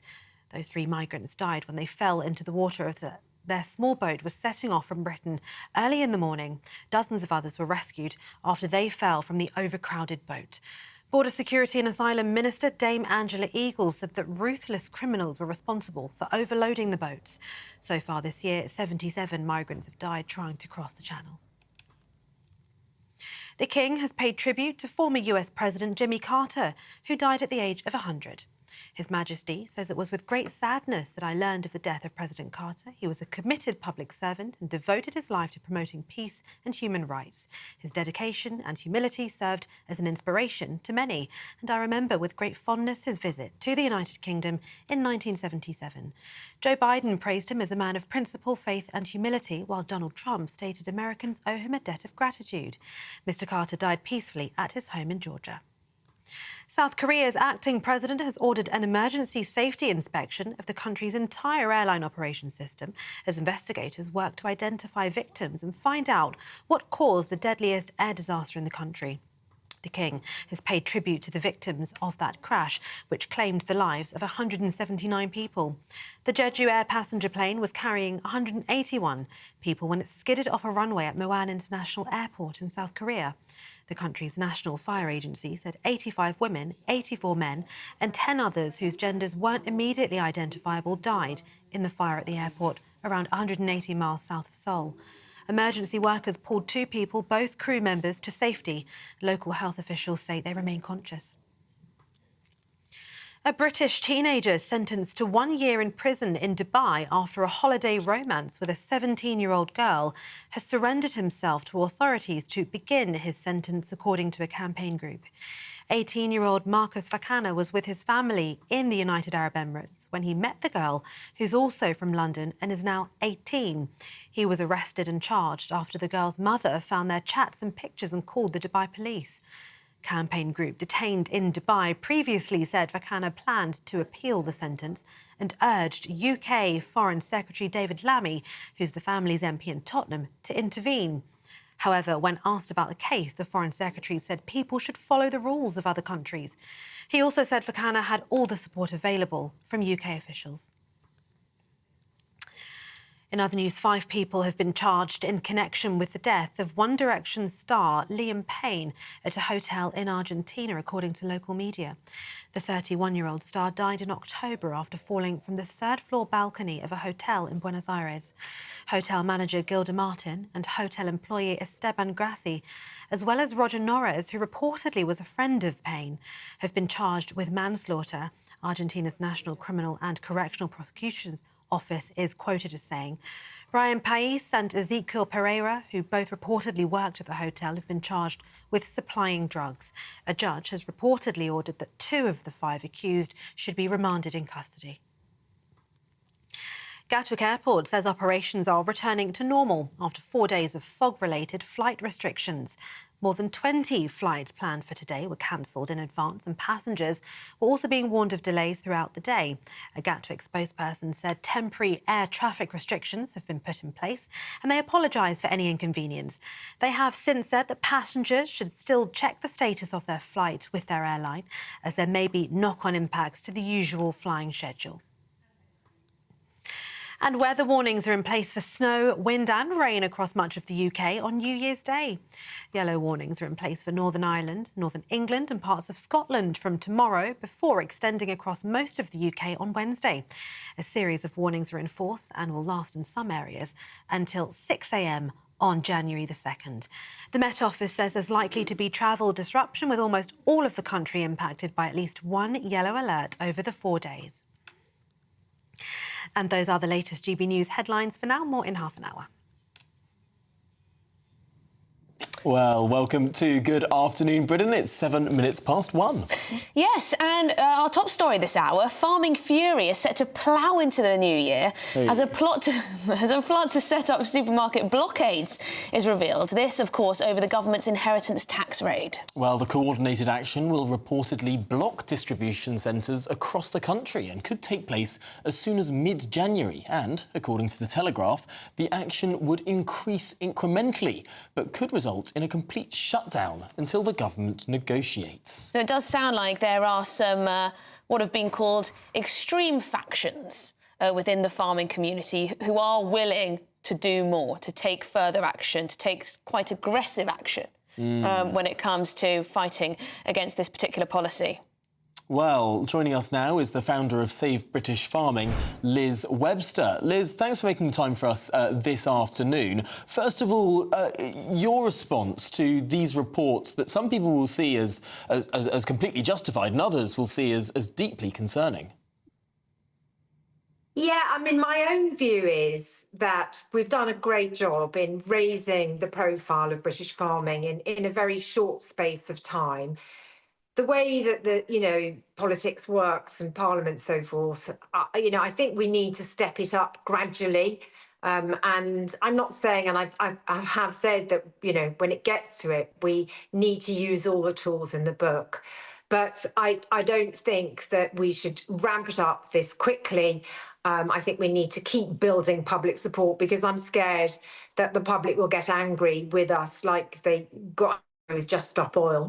Campaigning is an art in itself, and we're slow. We've been reticent about campaigning in the past as farmers, largely because I think we relied mostly on the French. But I think we need to take it gradually, and we've been doing a good job. So in New Year, some farmers have organised lighting beacons over the New Year period. We've got a letter campaign, which are handing in some letters from children appealing to Keir Starmer for a future in farming. So I'm more for stepping it up rather than going in too hard, too fast, because I think we will alienate more people than we'll win over with that kind of action. Yes, because Liz, if hundreds of tractors parked themselves in front of these distribution centres and people's shelves in their local supermarkets were left empty, I mean, that could be seen as holding the country to ransom, couldn't it? Not just our politicians who have made these decisions, and that wouldn't be perceived as fair, I can imagine, although some might still consider it justified. Also, what's interesting is how farmers are expected to mass outside marginal Labour constituencies. Now, that seems quite a sensible move tactically, because, of course, Labour did win quite a few rural constituencies in the election, and they'll be getting a hard time. Yeah, in fact, this was one of my big ideas was to go to Labour MPs' seats, their constituencies, and drive past their offices. Not necessarily just in rural seats either. It's actually a myth that people in towns don't care about food and farming. Of course they do. So I think we should focus on all Labour seats, particularly in towns and cities. Brighton could do with a bit of lighting up with tractors. Certainly near me in Swindon, we've taken them there before, and the public love it. The whole idea of doing these tractor demos is positive campaigning. And you guys, I know, have gone in some of the tractors with us. The public response to these demos is amazing. It makes me cry whenever I do it, and just to feel that love back from the public. And so I think for us, for our mental health, doing these is a really good idea. But also the local press pick up on the tractors going into these towns and cities. And it's an amazing spectacle. So I'm all for positive campaigning for now. With the cliff edge of this inheritance tax, we have a humanitarian crisis because our older members are going to be forced into making horrible decisions. And when we get closer to that, if we do get closer to that cliff edge, if Starmer doesn't change his mind, then I think we should not rule out harder action, because I'm prepared to do whatever I can to save people's lives, because that's what this is about. But at the moment, I think we should continue to build a public awareness campaign about farmers, because we've been too quiet for too long, and we've let the supermarkets just, you know, capitalise on what we actually do. So we need to be doing positive campaigning, spreading the love, and getting people on our farms as well, getting children involved. All of these things are so important before we go for the militant action. Do you think it matters, Liz, that the DEFRA secretary, the guy who's sort of pushing all of these different plans through Parliament along with the Chancellor, is the MP for the most rural of constituencies, Croydon? Well, that's a great target for a tractor demo, and it's on my list, together with Cambridge, Daniel Zeitner. He's the farming minister. We've got Leeds. We've got 2 MPs in Leeds. We've got Hilary Benn and, of course, the Chancellor. And, you know, also Keir Starmer's constituency, I'm sure it would be a joy to see some tractors driving through there. These kind of ideas are much more powerful than going and blocking supermarket depots. It is interesting, Liz. You mentioned there Leeds, the Chancellor's constituency, Holborn and St Pancras, the Prime Minister's constituency, Cambridge, the Farming Minister's constituency, Croydon, the DEFRA Secretary's constituency. All of these people in this chain of decision-making come from urban cities and don't represent big rural areas. Do you think that matters? Well, Daniel Zeitner used to come to many of our events, actually, when they were in opposition. So I'm very disappointed in what he's doing and the way he's responding now, because we have invested a lot of time to educate him, because this is ultimately about education. So where they come from, I mean, there are people who live in rural areas who still don't understand farming and the need for food. So I don't think it necessarily is a problem that they are in those constituencies. I think we as farmers just need to take our tractors to these places. It's not a shock to see tractors in Cirencester. Liz, this seems to be your favourite tactic. Your favourite tactic, and I mean, it does make fantastic television. But just planting the tractors in urban areas, just reminding people that they exist. Liz, fantastic stuff. Thank you so much for coming on the channel and speaking to us. Liz Webster from Save British Farming. I must say, a lot of you are getting in touch at home saying you'd back ramping up on the tough action. Andy says, go farmers. I think Brits will back you. Owen says Starmer will just throw the letters away. Absolutely hold the country to ransom. Only way you're going to get the government to listen. Philip says, I remember the fuel protests in the early noughties. They were quite successful, blockading fuel depots. Seems like there's some tough words in our inbox. I'm not sure how representative they are, or maybe people would sort of have a different opinion if the shelves started to get emptier, or actually if some of the most extreme sort of rumours doing the rounds, you know, targeting distribution centres, you know, trespassing on private property. I would hate to think that there'd be anything close to the Extinction Rebellion or Just Stop Oil tactics of smashing windows, of damaging property. I mean, that's really where things would get completely out of control. You at home, and completely our beyond lovely the pale. viewers and listeners are little revolutionaries. Oh, on the dear. gbnews.com/your say. They're saying blockade this, blockade that. Blockade the ports. Bring the barricades. Do you hear the people sing? Perhaps we should lower the red flags and aim for a bit more of a diplomatic Hopefully approach. the peaceful protest will work. Hopefully a few tractors strategically placed will do the job. But at the moment, it does seem as though the government are very adamant that they're going to keep this on. But there is a day of action on January the 25th to look out for. So watch out for those barricades being erected across the streets, the muskets, the flags. Beyond the barricades, is there a world you long to see? But leaving that aside... I hope no one gets shot at like in that particular scene. Although if there is one group of people in the United Kingdom who are armed to the teeth, it is farmers. That's true. That is true. Anyway, in other news, swiftly away from the violence, Joe Biden and Donald Trump have led tributes to former US President and Nobel Peace Prize winner Jimmy Carter, who died yesterday at the grand age of 100. Yes, President Carter served as president from 1977 to 1981 after climbing the political ladder from the humble beginnings of being a peanut farmer in Georgia. Well, Joe Biden described his fellow Democrat as a man of principle, faith and humility, while Trump said all Americans owe Carter a debt of gratitude. Our correspondent Cameron Walker takes a look back on an incredible life of public service. I'd like to announce that I am a candidate for president. The peanut farmer who rose through the political ranks to become the 39th President of the United States. I, Jimmy Carter, do solemnly swear that I will faithfully execute the office of President of the United States. The office of President of the United States. Democrat Jimmy Carter served for 4 years from 1977 to 1981. His time in the White House was marred by economic troubles as the country battled high inflation, unemployment, and the austerity measures that came with it. Mr. Carter's popularity suffered heavily in 1979 due to the Iran hostage crisis, when a failed rescue attempt of 52 American citizens resulted in the deaths of 8 US military personnel. Which was underway in Iran to position our rescue team for a later withdrawal of American hostages who've been held captive there since November 4th. A high point of his leadership was the central role he played in brokering the Camp David Accords, which led to the landmark Egypt-Israeli peace treaty. Let us now lay aside war. Let us now reward all the children of Abraham who hunger for a comprehensive peace in the Middle East. In 1980, the president was defeated in a landslide election as voters embraced Republican and former actor Ronald Reagan.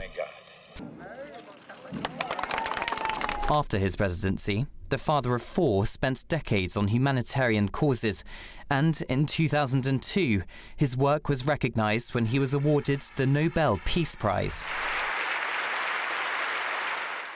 In November 2023, Mr. Carter's wife, the former US First Lady, Rosalind Carter, passed away after 77 years of marriage.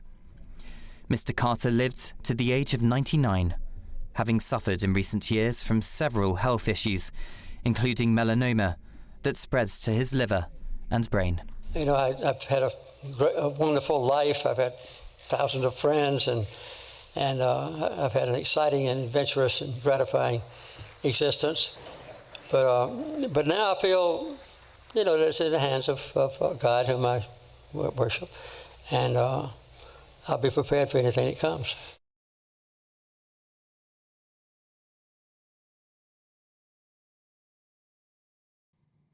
What a remarkable life. Remarkable, too, that the oldest president of the United States, now alive, is the incumbent. Yeah. Despite there being a president who was elected in 1992, still kicking around, he's younger than Joe Biden. What a fact that is, eh? Extraordinary. Extraordinary. We're going to be speaking to Tom Whipple, the journalist who's actually interviewed Jimmy Carter, has been pictured beside him to get a little insight into his quirky personality at times, yes? There was a marvellous anecdote. Apparently, he wasn't even thinking he'd get a picture, and Jimmy Carter insisted on it. On a little selfie. OK, well, but that's in the next hour, so stick with us. This is Good Afternoon Britain on GB News. Lots more coming up. Yes, we'll be speaking to a former airline pilot following those tragic scenes from South Korea yesterday, where 179 people died following that plane crash landing at Muan International Airport. Experts say a bird strike is unlikely to have been the sole cause of this tragic incident.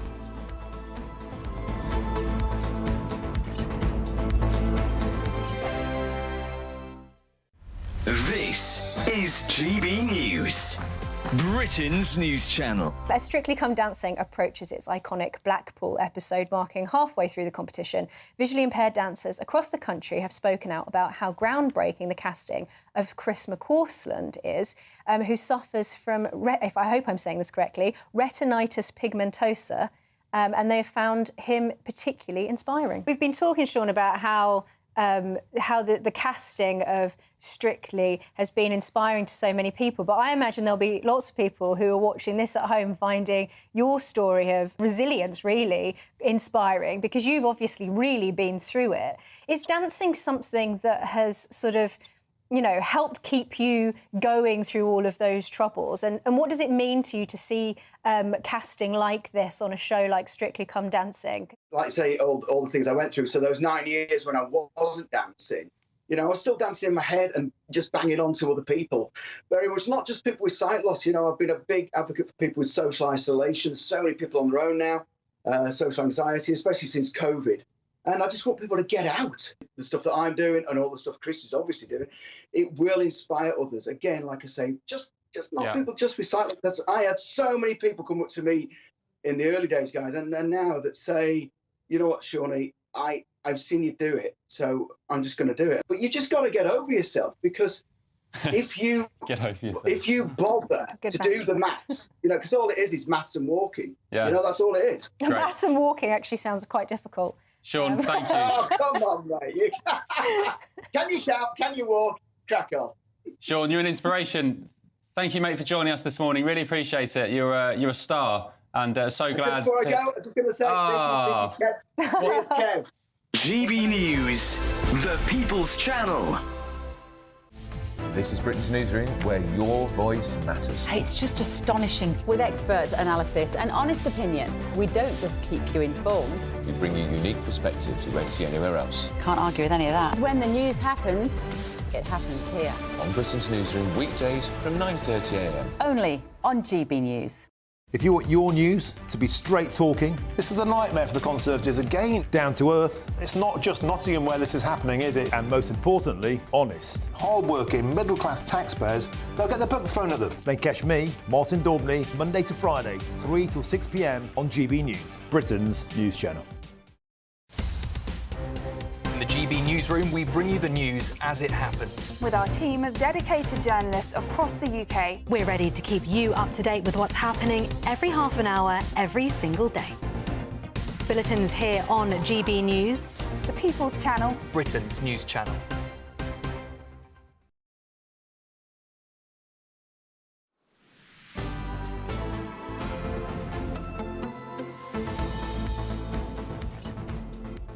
Good afternoon, Britain. It's 24 minutes past 1. Now, in some sad news, of course, 179 people have died after a plane crash landed at South Korea's Muan International Airport in the early hours of yesterday morning. Yes, only 2 crew members were rescued from the wreckage, and now investigations are well underway into what caused this crash. Local authorities say the pilot reported a bird strike and called Mayday minutes before the plane went down. Well, experts have questioned why the plane had no visible landing gear deployed and showed no sign of slowing down as it came into land, as well as questioning the location of a bizarre concrete barrier at the end of the runway. So it seems as though there are lots of unanswered questions on this one. But joining us now is former airline pilot Emma Henderson, MBE. Emma, thank you so much for coming on the show. So some have said that this is a bird strike, as it's called, that caused this plane to go down. But we're hearing from other experts that a bird strike couldn't have caused this. What do you think? Well, I think the only people who are qualified to know any of that are the people who are doing the investigations themselves. And always when something like this happens, we live in a world where we are used to getting information now. We want to know everything immediately. And because of that, there's an expectation that we're going to find out straight away exactly what happened. And there are some things that we do know and some things we have seen, but we can't possibly know all the information that led up to what made this accident happen. It's a terrible tragedy, and I think actually it does a disservice to the people who have died, for people who to speculate on exactly what happened. And that's why we don't speculate. That's why we allow the accident investigators to get on with the job that they are there to do. And, after any incident or accident that involves an aircraft, the rules are that we don't talk about it. If I had been involved in an incident or accident, I wouldn't be allowed to talk about it. It's up to the investigators to do their job. So, it's easy for us to look in from other parts of the world and look at video clips we've seen and speculate about whether it was a bird strike or whether it was something. But the only people that can possibly know any of that are the people that are in possession of the black boxes. And that includes the authorities in South Korea. Nobody should be commenting really on what they think the cause was, because we don't know. There will be a lot of concern from the general public, people who will be flying off for a winter break in the coming days or weeks, because, of course, it was only around 4 or 5 days ago that a plane was downed flying over Russia, going back to Kazakhstan. Now we see this in South Korea, and unlike Russia, where there was active anti-missile defence systems operational, South Korea is a developed country, a technologically advanced country, a country where you wouldn't expect a sort of accident like this to necessarily happen. If it could happen in South Korea, it could happen here. Absolutely. And I do a lot of work with people who are scared of flying, because I used to do that for my former airline. And I understand, about 20% of people who board flights are in some way uncomfortable with what they're about to do. So I've spent a lot of time over the last 2 days explaining to people that actually aviation is still safe. Flying is still the safest form of transport.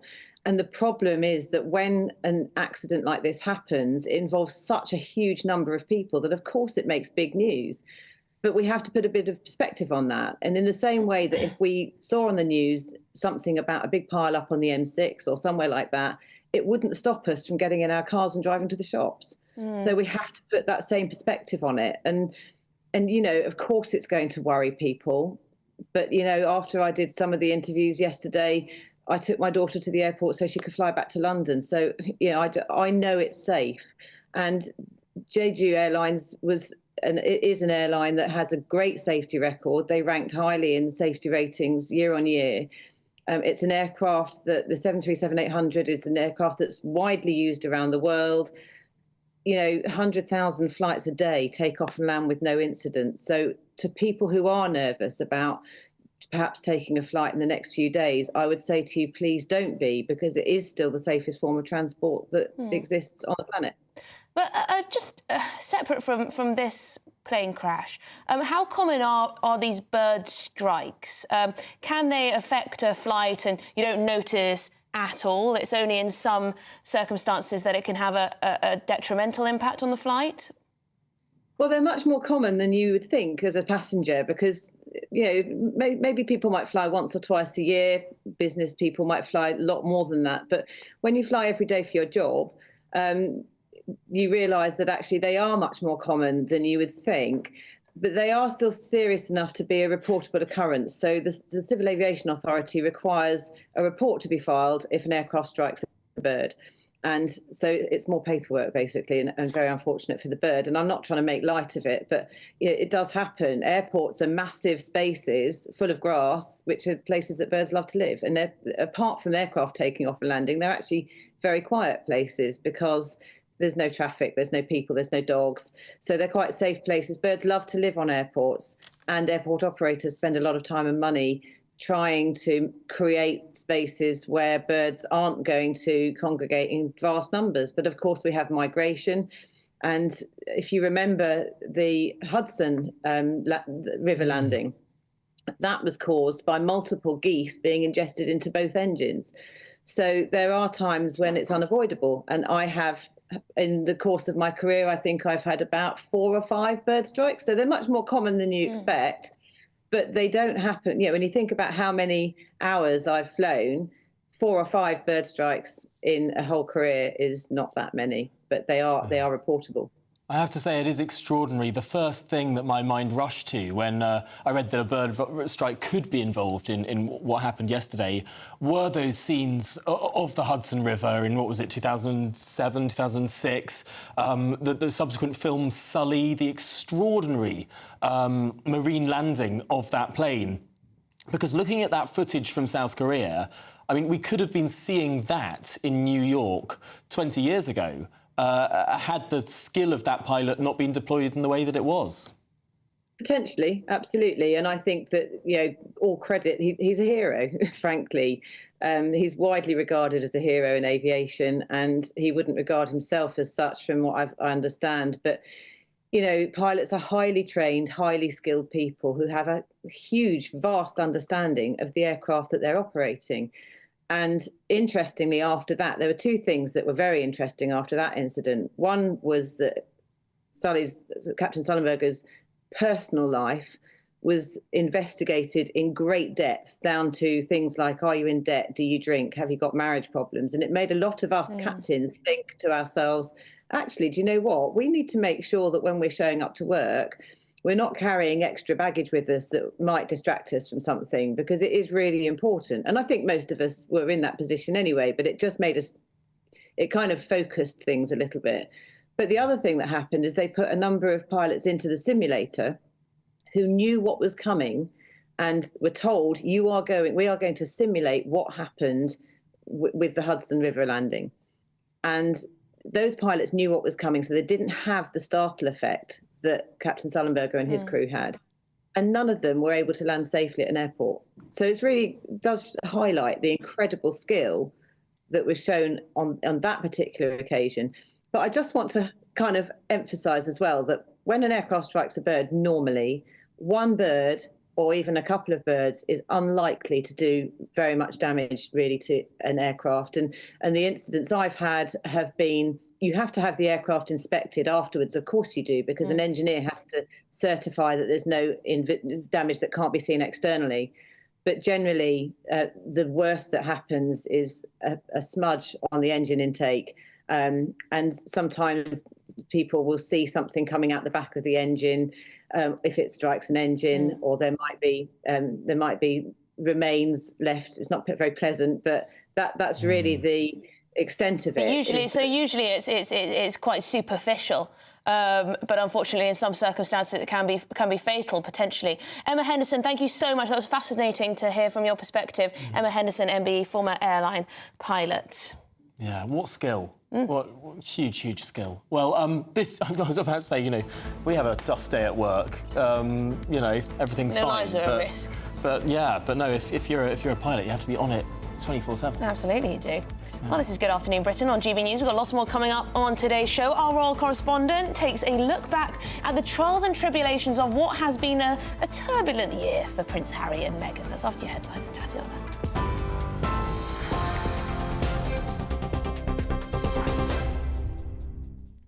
Emily, thank you and good afternoon. The top stories: a fourth body has been recovered from the Channel near Calais after 3 migrants died when they fell from a small boat yesterday. French media reports say the body of the man was found near the beach at Sangatte this morning, a few hundred metres away from yesterday's incident. Those 3 migrants had died when they fell into the water as their small boat was setting off for Britain early in the morning. Dozens of others were rescued after they fell from the overcrowded boat. Border Security and Asylum Minister Dame Angela Eagle said that ruthless criminals were responsible for overloading the boats. So far this year, 77 migrants have died trying to cross the English Channel. The King has paid tribute to former US President Jimmy Carter, who's died at the age of 100. His Majesty says it was with great sadness that I learned of the death of President Carter. He was a committed public servant and devoted his life to promoting peace and human rights. His dedication and humility served as an inspiration to many. Joe Biden praised him as a man of principle, faith and humility.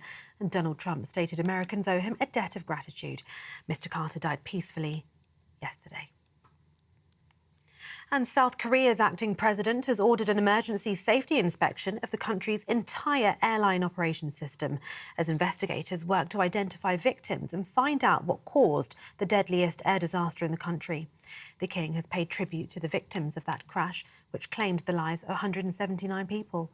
The Jeju Air passenger plane was carrying 181 people when it skidded off a runway at Muan International Airport in South Korea.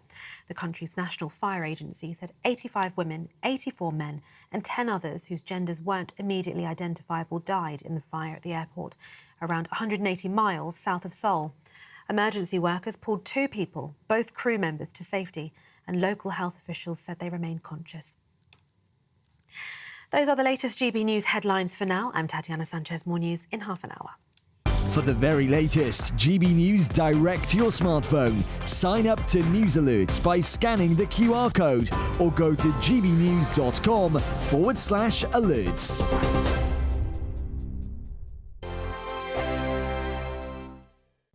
Hello there, good morning. Welcome to your GB News weather update from the Met Office. We're expecting heavy outbreaks of rain at times across Scotland, also some snow at times too. Windy across the north and elsewhere, a rather cloudy day on offer. And we do have an area of low pressure slowly sweeping its way eastwards across the north, bringing us that rain and the risk of snow. But elsewhere, high pressure clings on, giving us largely settled conditions for much of the country. Plenty of cloud around there and some rain and drizzle, particularly across hills, and longer, more persistent outbreaks of rain across parts of Northern Ireland, parts of southern Scotland, and then later on into northern parts of England. This could be heavy at times and falling as snow at times across Scotland too, particularly the far north. We're expecting some showers moving through, these often falling as snow, mainly across hills, but we could also see some to lower levels too. So as we finish off the day then, those snow showers are set to continue across the far north of Scotland, a little bit blustery here at times too, and then longer spells of rain just across the southern Scottish borders through into northern parts of England, northern parts of Northern Ireland too. This once again could be quite heavy and persistent at times, and elsewhere should be largely dry, plenty of cloud around there. We can't rule out some drizzly spots, particularly around hills. And then overnight we'll see more of the same, still plenty of cloud around across the south, and these outbreaks of rain slowly edging their way northeastwards, falling as snow once again mainly to higher levels across Scotland, but we could also see some snow to lower levels too. And this rain turning rather heavy and persistent at times across Scotland and northern parts of England by the time we reach the early hours of the morning. And with plenty of cloud around, that keeps temperatures mild, but still a chilly feel across Scotland. And then an unsettled day to end the year, outbreaks of rain across Scotland, northern parts of England, Northern Ireland too, turning quite windy at times under this cloud and rain, and still falling as snow for a time across Scotland. The driest and brightest of the weather across the far south and southeast, and temperatures overall up by a degree or two compared to today. The latest GB News travel. The M11 in Essex southbound is slowed down to an accident that's been shifted on towards the hard shoulder. That's between junction 9 heading towards junction 8 for Bishop Stortford. Into Surrey clockwise along the M25, it's slow, got a lane closed down to emergency repairs. It's between Leatherhead at junction 9 heading towards the Wisley interchange at junction 10. Anti-clockwise as well, looking slow heading through the roadworks in the opposite direction towards the Wisley interchange. Clockwise on the M25, it's heavy going just prior to the M4 interchange for junction 15. Into Cheshire, the northbound section of the M6 has got a lane closed down to an accident away from junction 18 heading towards junction 19, and the M5 northbound delays continue there towards junction 8 where it meets for the M6. I'm Liam Jones. For now, that's your very latest update. You can stay up to date throughout the day by visiting our website gbnews.com.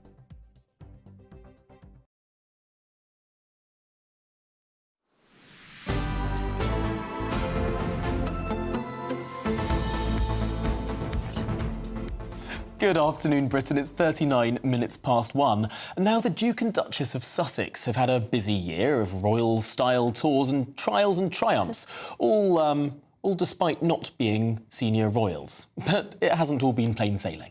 No, it hasn't. Fragile business ventures, a number of High Court battles. This all means Harry and Meghan's battles could continue into 2025. Well, our royal correspondent Cameron Walker has been looking at their royal year. Prince Harry and Meghan's year included a mixture of personal triumphs and professional setbacks. In February, Harry settled his phone hacking case with Mirror Group newspapers, winning reportedly £300,000 in damages, plus legal costs. The Duke and Duchess of Sussex celebrated their 6th wedding anniversary this year, and in December, their office released a Christmas card featuring a new photo of the couple with their children. Other photos nodded to their 2 royal-style tours to Nigeria and Colombia. In Nigeria, Harry met injured service personnel and Meghan co-hosted a Women in Leadership event. In Colombia, the couple highlighted how social media and the internet can harm children. All of us agree, despite whatever disparities there are throughout the world, no one contests the fact that we want to keep our children safe. A lot of people are scared and uncertain, and I think one of the solutions to that is education and awareness. But both tours were not without controversy. Colombia in particular raised eyebrows about security because the Foreign Office advises British citizens not to travel to parts of the country. At the same time, Harry claims he can't bring his wife to the UK for safety reasons. It's understood the Sussexes were provided with a full security detail in Colombia. The Duke and Duchess also launched the Parents Network, supporting parents whose children have been affected by online harms. 14-year-old Breck Bednar was groomed online before being murdered in 2014. His mum, Lauren Lefebvre, says Harry and Meghan's profile helps raise awareness. When people like to listen to a celebrity or a royal or, some people that have, some sort of famous element, it just brings more attention to it and helps with the cause. And I think that's really important because sometimes we just feel like a bunch of parents with no faces. We're just any old parent. And yet this can happen to any child. In 2025, Meghan Markle plans to finally launch her lifestyle brand American Riviera Orchard and a new Netflix series focused on cooking, gardening and entertaining. But Harry's recent polo documentary received poor reviews, leading to speculation about the future of their multi-million-pound Netflix deal. Harry and Meghan appeared to focus more on separate business and charity ventures, but are expected to travel together to Canada to attend the Invictus Games in Whistler this February. The Invictus Games, seen as one of Harry's biggest successes, supports sick or injured veterans in a Paralympic-style competition. Harry will dominate global headlines as early as January when he enters the dock in London to be grilled by lawyers representing The Sun newspaper over his unlawful information-gathering allegations. The Sun has always denied Harry's claims. As his father, the King, continues weekly cancer treatment, perhaps there'll be another opportunity for the pair to meet too. Cameron Walker, GB News. Their stock's falling, isn't it? It does feel like that in value. It feels it's very strange. They wanted to step back from being senior royals, and now they're sort of being quasi-royals, doing their own little tours to foreign countries, almost being greeted as if they were senior royals. Does it work? But not representing anything other than themselves. I mean, it might work in some Commonwealth countries. They still do have that celebrity. But it does feel as though their worth on the international market, as it were, is falling. Because they've spilled all the beans now. It does seem as though they're stopping that. So, the polo thing didn't really get much traction. Wasn't even in the top 10 on Netflix in any country. But I'm just surprised that if they wanted to continue doing the royal tours, why didn't they stay as senior royals?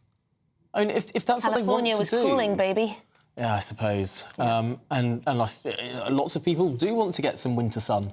Well, do you know what is going to be very exciting, and far more exciting than any polo Meghan and Harry made documentary series, is the ultimate GB News New Year's Eve party. Ooh. Yeah? Yeah. Ooh, what do you know about that, Emily? Well, it is the ultimate countdown to 2025. There you can see Bev, Patrick, Ben, Darren and, of course, me. We're all going to be together for a very special show, live from 10 o'clock tomorrow night. We're going to be looking back at the year. We're going to be looking forward to the next year. It's going to be full of optimism, also pointing out probably some things that haven't gone to plan in the year, but how we can get better in 2025 as a nation. It's going to be very exciting. Fantastic. Drama. We're all going to look very nice too. Oh, I'll have you on the telly in the corner. I think Darren, Ben and Patrick will be wearing their black tie. Oh, really? I'm sure Bev and I will put on the sequins. Going proper glam. Yeah, proper glam. It's New Year's Eve. Goodness me. Well, I hope we are. Yeah, so let's hope they can find their dinner jackets. Oh, excellent. Well, no, that is worth tuning in for, absolutely. And also, one thing else is that lots of people that you recognise from the world of politics and news and comedy, etc., are going to pop up throughout the night. So you may see them at their own party, and they'll be zooming in to say hello to everyone. So that's great. Marvellous stuff. So if you're on your own or you just want to stay in, watch us. There you go. So what a way to spend your New Year's. But if you are like Harry and Meghan and you're in search for some winter sun, you want to travel the world or perhaps just some of the top European holiday destinations, here is your latest travel guide. Ready to soak up that holiday sunshine? Won't we need some cover? No worries. All sorted. All Clear Travel Insurance sponsors GB News Travel Destinations Forecast. Hello there. Conditions slowly improving across the far east of the Mediterranean, but the risk of showers across southern parts of Spain over the next 24 hours. Low pressure starting to pull away, but still the risk of some heavy showers for Cyprus, but generally dry across Greece, across into Italy. Sunny spells here, temperatures around average for the time of year, but the risk of some showers across southern Spain, and generally dry as well towards Tenerife there, reaching at 20 Celsius. Generally dry for the next few days, best of the sunshine towards eastern parts. See you. All Clear Travel Insurance sponsors GB News Travel Destinations Forecast. OK, well, there's your weather forecast for some top European holiday destinations, but this is Good Afternoon Britain on GB News. Lots more coming up on today's show. Forget working from home. The council staff have been working from the beach. Ibiza, can't think of any other beach destinations. Well, according to our weather update, Tenerife. It's sunniest in Greece, Italy and Tenerife, so perhaps they're there. That next. Nana Queer, weekends from 3 p.m. Today I am joined by documentary maker Daniel Wing, who is still trying to find out who murdered his mother 30 years on. He's also created a documentary called Who Murdered You, Mum? Daniel, can you just tell us the story of what happened to your mother, what you know? So when I was 1 year old in 1992, my mum Tina was murdered. My dad went on trial for it and was acquitted, and the case went unsolved and has been unsolved for 32 years. My nan, who raised me, amazing woman, passed away sadly 2 years ago, and that kind of sent me on a quest for answers. So your documentary then, what are you hoping to achieve with it? I am fighting for justice for my mum. I have had a meeting with the police and they are looking to see what they have and are looking to reopen investigation if they can find new and compelling evidence. What's interesting now is speaking to other families who are actually going through the trauma and experience of murder. Yeah. My mum didn't get the opportunity to be a mum. What would my life have been? I'm now 33 years old with no parents. And it's that kind of thing. It's a very, I guess, lonely journey in what I'm experiencing. That's why I wanted to make this film, because I hadn't had the opportunity to be able to grieve my mother and know who she was. And that was really what this journey was about. It was about finding out who she was and being able to grieve. Everyone had the opportunity, although terrible circumstances, to be able to go to the funeral and have that moment, and I never had that opportunity. The People's Channel. Join me, Camilla Tominey, for a frank and honest discussion with those in power that cuts through the spin and gets to the heart of the issues shaping our nation. You haven't confirmed that you want to stand as leader, but you haven't ruled it out either. This report basically says that he's not fit to stand trial. Is he indecisive?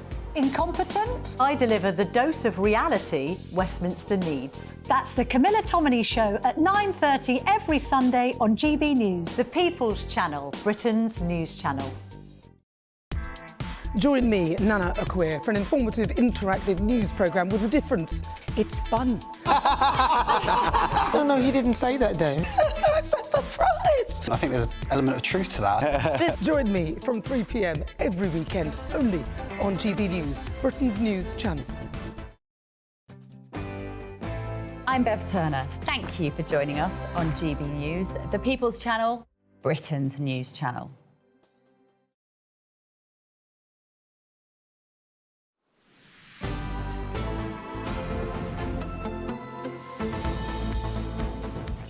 Well, good afternoon, Britain. It is 1:50. Now, council staff have been working from the beach more than 2,000 times since the pandemic. This is an investigation by the Mail. It's revealed one worker logging in from Ibiza for 4 years. Lucky old him, eh? Sorry, working for a council in the UK and living in Ibiza. I mean, remarkable. Well, why don't we discuss more on this with the head of campaigns at the Taxpayers Alliance, Elliot Keck. Elliot, thanks for coming into the studio with us. I mean, this is our tax money that is going to people who don't live in the UK. Yeah, certainly don't live in the UK for long periods, right? 4 years in Ibiza was probably the most glaring example. That was West Devon Council. But a good time to be talking about this story because this Saturday is Sunshine Saturday, which is a day on which the most holiday bookings are made in the United Kingdom. And I think you look at this data and you look at some of the places that council staff are working from. You look at places like Australia, the United States, the Canary Islands, Balearic Islands. I'd say to your viewers, rather than booking a holiday, just go and get a job on a local council and they'll let you have a few weeks in Greece in August, I think I'd imagine. So, yeah, it's shocking. And they will say they're just as productive out there. It was your organisation that found this data. It was, absolutely, Sorry, yes. It was the Mail, but it was your organisation. Well, Daily Mail obviously published it and ran the story. We're very grateful to them. But, yeah, we compiled the data. You were the brains behind it. We did the data last year, and we've seen an uptick from last year to this year. And, of course, this is mostly a post-pandemic phenomenon as well. It's strange that it's gone up from last year to this year. You might expect, OK, everyone was working from home in 2020, 2021. That might have had some sort of lasting effects, but you'd expect it to slowly trickle down. But actually precisely the opposite's happening. Yeah, and the response from Central Bedfordshire Council, which had the most, 153 in 1 year, is very revealing. They said that they have to offer this. I think they allow their staff, all staff, to take a few weeks a year working from abroad. They have to do it to remain competitive in the current environment. Now, I don't think there's that many private sector companies that allow this perk. So what that shows is this is now starting to proliferate around councils and people in local government are starting to expect it and demand it. Well, you know, when they do allow it, they allow it when the company has an office or a franchise in another country. Exactly. Now, I don't believe Bedfordshire Council has an office in Dubai. I'd be shocked if they do. Yeah, yeah, absolutely. And, this is just another example of the way in which, the public sector is getting its nests, feathered while everybody else suffers and pays more tax at the end of the day. The Devon Council example is extraordinary. I mean, lots of people in this country go to Devon for their summer holiday. Yes, yeah. And people who live there have complaints about, how the council's run, how it's all dealt with. And they're talking to some bloke who's been living in Ibiza for 4 years, who pertains to know and care about the local area of Devon. Yeah, it's extraordinary. And listen, there are examples, where we get given examples. For example, there are people that are allowed to work from abroad for a week, maybe to go home and see family. Maybe something's happened with their family. They don't want to take annual leave. But that's different to this. 4 years we're talking about thinking that we have some of the most generous annual leave policies. 30 days in local government. I mean, the standard. 30 days. So this is on top of having 1 month off every year. Yeah. You get another month, that's right. Week, another however long it is. Certainly in some of these councils, that's what we're talking about. We're talking about a formal policy which allows you to take an extra couple of weeks. Technically, you're working, and listen, I'm going to put it out there. I just don't believe that they're working. I don't believe they're working to the best of their ability. Well, perhaps, some of our viewers might think you're being a control freak. Perhaps these councils should be allowed to do what they like. But I imagine quite a few will have some scepticism over whether you can work very hard from an Ibiza beach. Elliot, we'll leave it there. Elliot Keck from the Taxpayers Alliance, thank you very much indeed. No, I mean, I think I'm relaxed about, a start-up doing this, because if they fail, if they're unproductive... It's up to them, right? They lose their money. We're not paying their wages. Right, but if councils are less productive, that's my money. It's our money. Yeah. And we're paying far too much tax as it is. Right. Anyway, this is Good Afternoon Britain on GB News. Lots more coming up. Reform UK, the party, say they've gained 20,000 grassroots supporters in the 4 days since Kemi Badenoch and Nigel Farage commenced their spat over membership. That's next after the weather.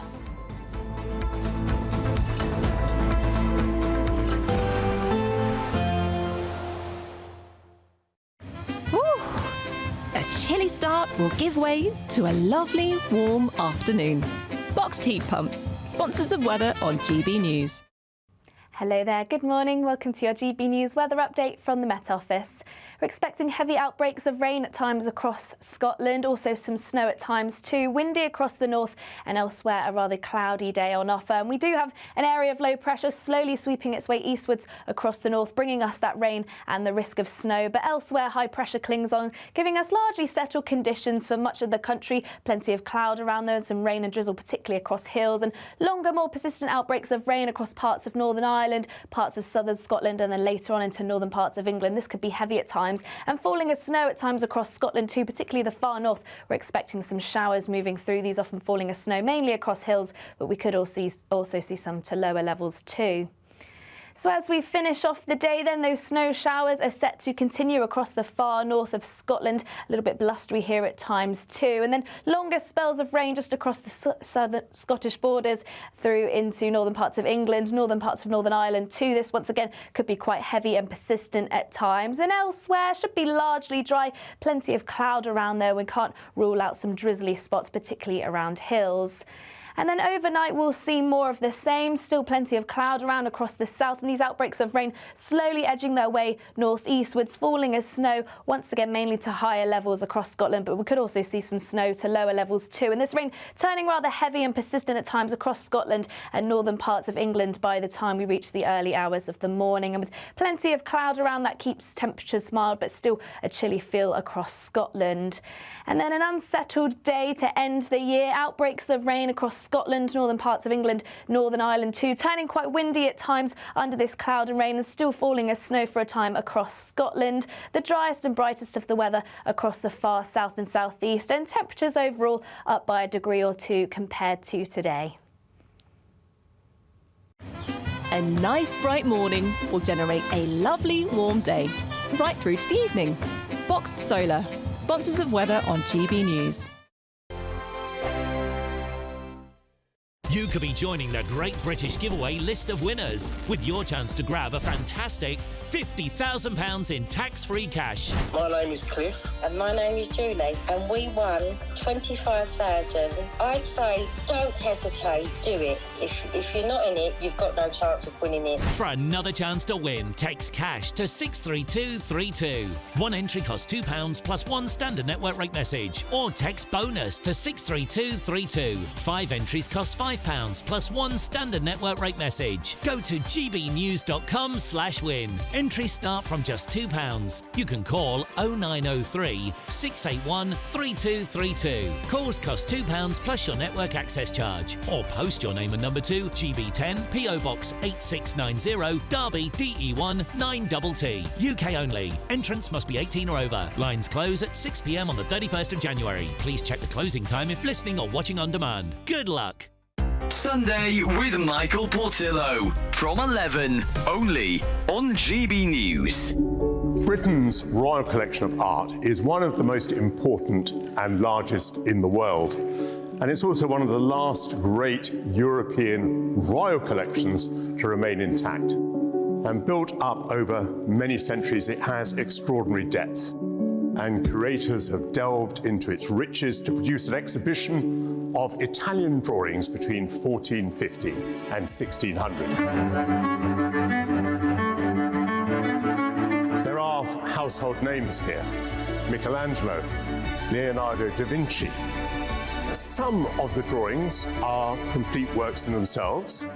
Some are studies for images that would appear in much larger pieces, and some are anatomical studies which enabled these artists to draw the human form in all its perfection.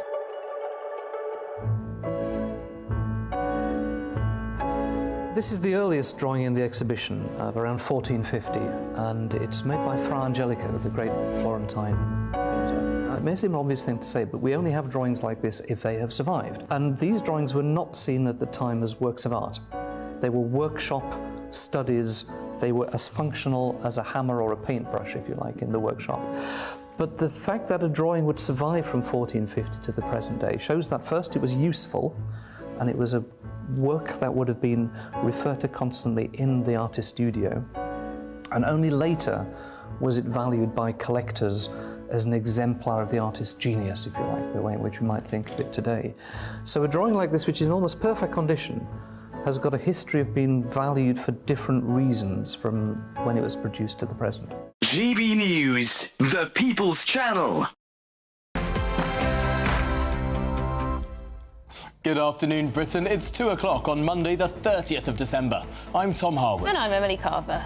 New Year's revolution as farming fury is set to plough into 2025, all with a plot to set up supermarket blockades revealed over the government's inheritance tax raid. Yes, and the government plans to make the school curriculum more diverse by, quote, decolonising subjects which have been branded too monocultural. Furious opponents claim changes could damage national cohesion by focusing on what divides us rather than unites us. And Mauritius has demanded £800 million from Britain every year, plus billions of pounds in reparations as part of the Chagos Islands surrender deal. Fresh reports suggest the costs could increase further still.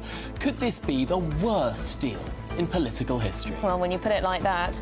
And we're taking a closer look at the figures as Reform UK says it has gained 20,000 grassroots supporters in the 4 days since Kemi Badenoch and Nigel Farage commenced their spat over membership numbers.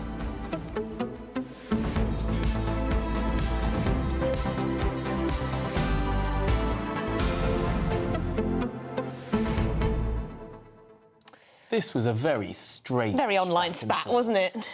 I mean, I think it's a bit of an unforced error from the leader of the Conservative Party to have commenced with this Twitter thread, not just the one tweet, but a whole thread of them, about how Reform's membership numbers, their counter, their ticker on their website was fake and algorithmic. And it's just such... Why did the leader of the Conservative Party have to do it? Because it made it into a much bigger story than it otherwise would be. Yeah, I mean, it was already a big story, but it certainly brought her into it. And then, Reform decided to open up their ticker, their membership tracker system to various papers and broadcasters, and Kemi was, proven wrong, wasn't she? She was, but I think it wouldn't... I mean, it's a niche political story, the number of members that Reform Party has. It might be a page 17 story in the paper, but... The spat between Kemi Badenoch and Nigel Farage, that's a sort of intense personal spat that can go on the front page. Yeah. I mean, it's massively elevated the story, and it seems to have driven even more members into Nigel Farage's arms. Yeah, so Nigel Farage was probably quite happy. Yeah, delighted. Team Reform, quite happy. It seems that the Conservative Party like today... Like an underdog. A lot of Brits like an underdog. It's like the Conservative Party is making the same mistake that the Remain campaign made in the referendum. Do you remember when Vote Leave kept saying £350 million a week?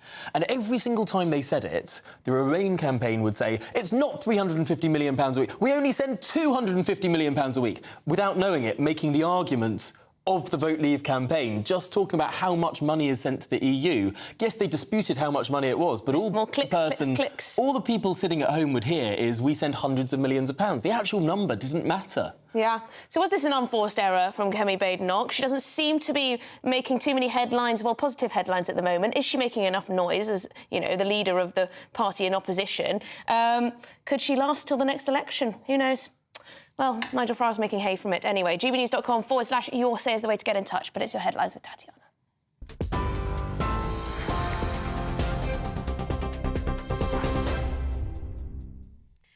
Emily, thank you very much and good afternoon. The top stories from the GB newsroom. A fourth body has been recovered from the Channel near Calais after 3 migrants died when they fell from a small boat yesterday.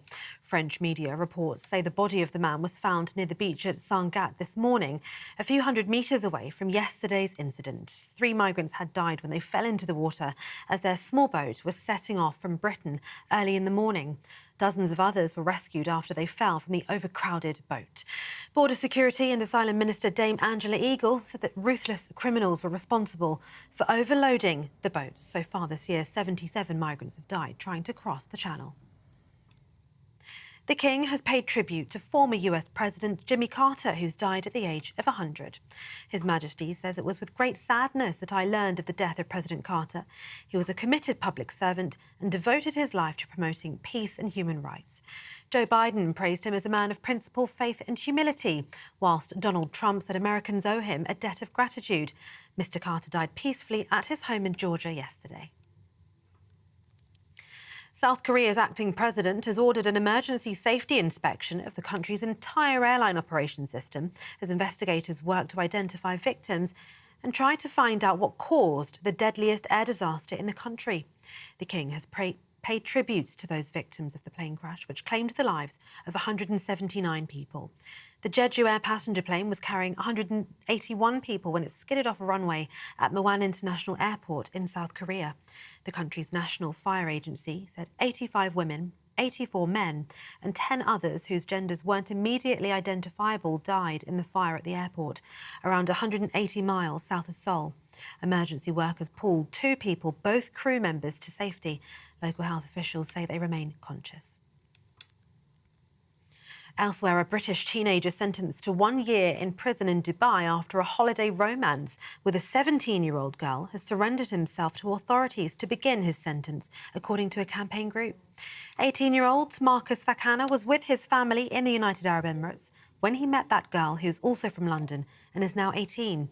He was arrested and charged after the girl's mother found their chats and pictures and called the Dubai police. Campaign group detained in Dubai previously said Fakana planned to appeal the sentence and urged UK Foreign Secretary David Lammy, who's the family's MP in Tottenham, to intervene. However, when asked about the case, the Foreign Secretary said people should follow the rules of other countries. He also said Fakana had all the support available from UK officials. 5 people have been charged in connection with the death of One Direction singer Liam Payne at a hotel in Argentina, according to local media. The 31-year-old star died in October after falling from the 3rd-floor balcony of a hotel in Buenos Aires.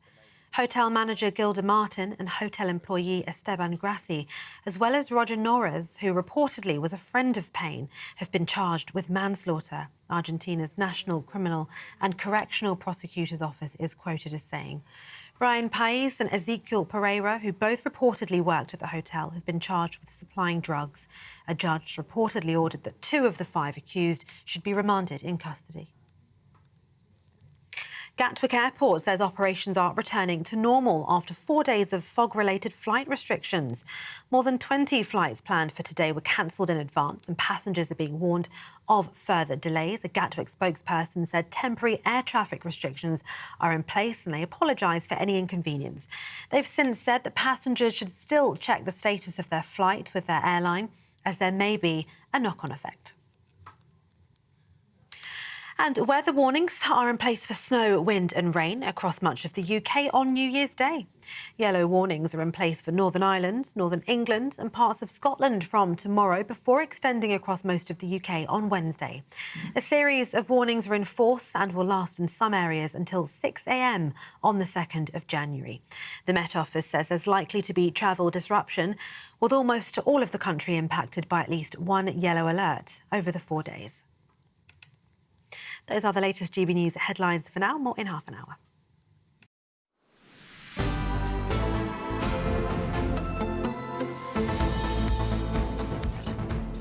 Right, good afternoon, Britain. It's 8 minutes past 2. Now, Britain has unbelievably been asked to pay up billions of pounds of taxpayers' cash. This is part of a deal to hand back the Chagos Islands to Mauritius.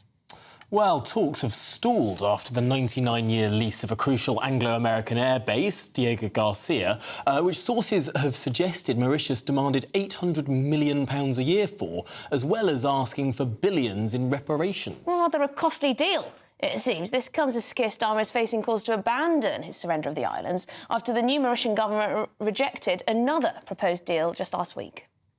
Well, joining us now is the international security expert, Henry Bolton, OBE. Henry, thanks so much for being with us on the show this afternoon.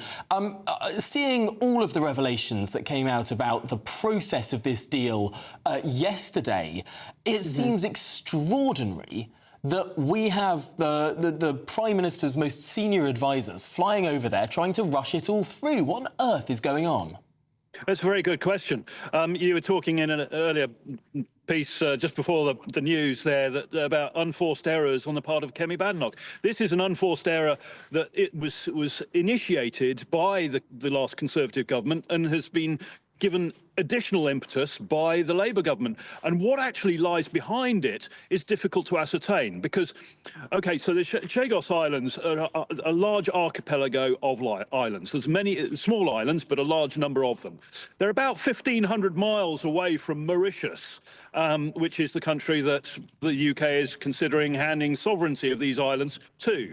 And on one of these islands, there is this base, Diego Garcia. Diego Garcia was built up massively during the Cold War and during the Vietnam War, and the Americans used it as a strategic base from which to bomb North Vietnam and so on. and Cambodia. Since then, it has been the primary US and UK base to project into the Indian Ocean region. That remains an incredibly important asset because of Chinese irredentism, their expansion into that region in the South China Sea.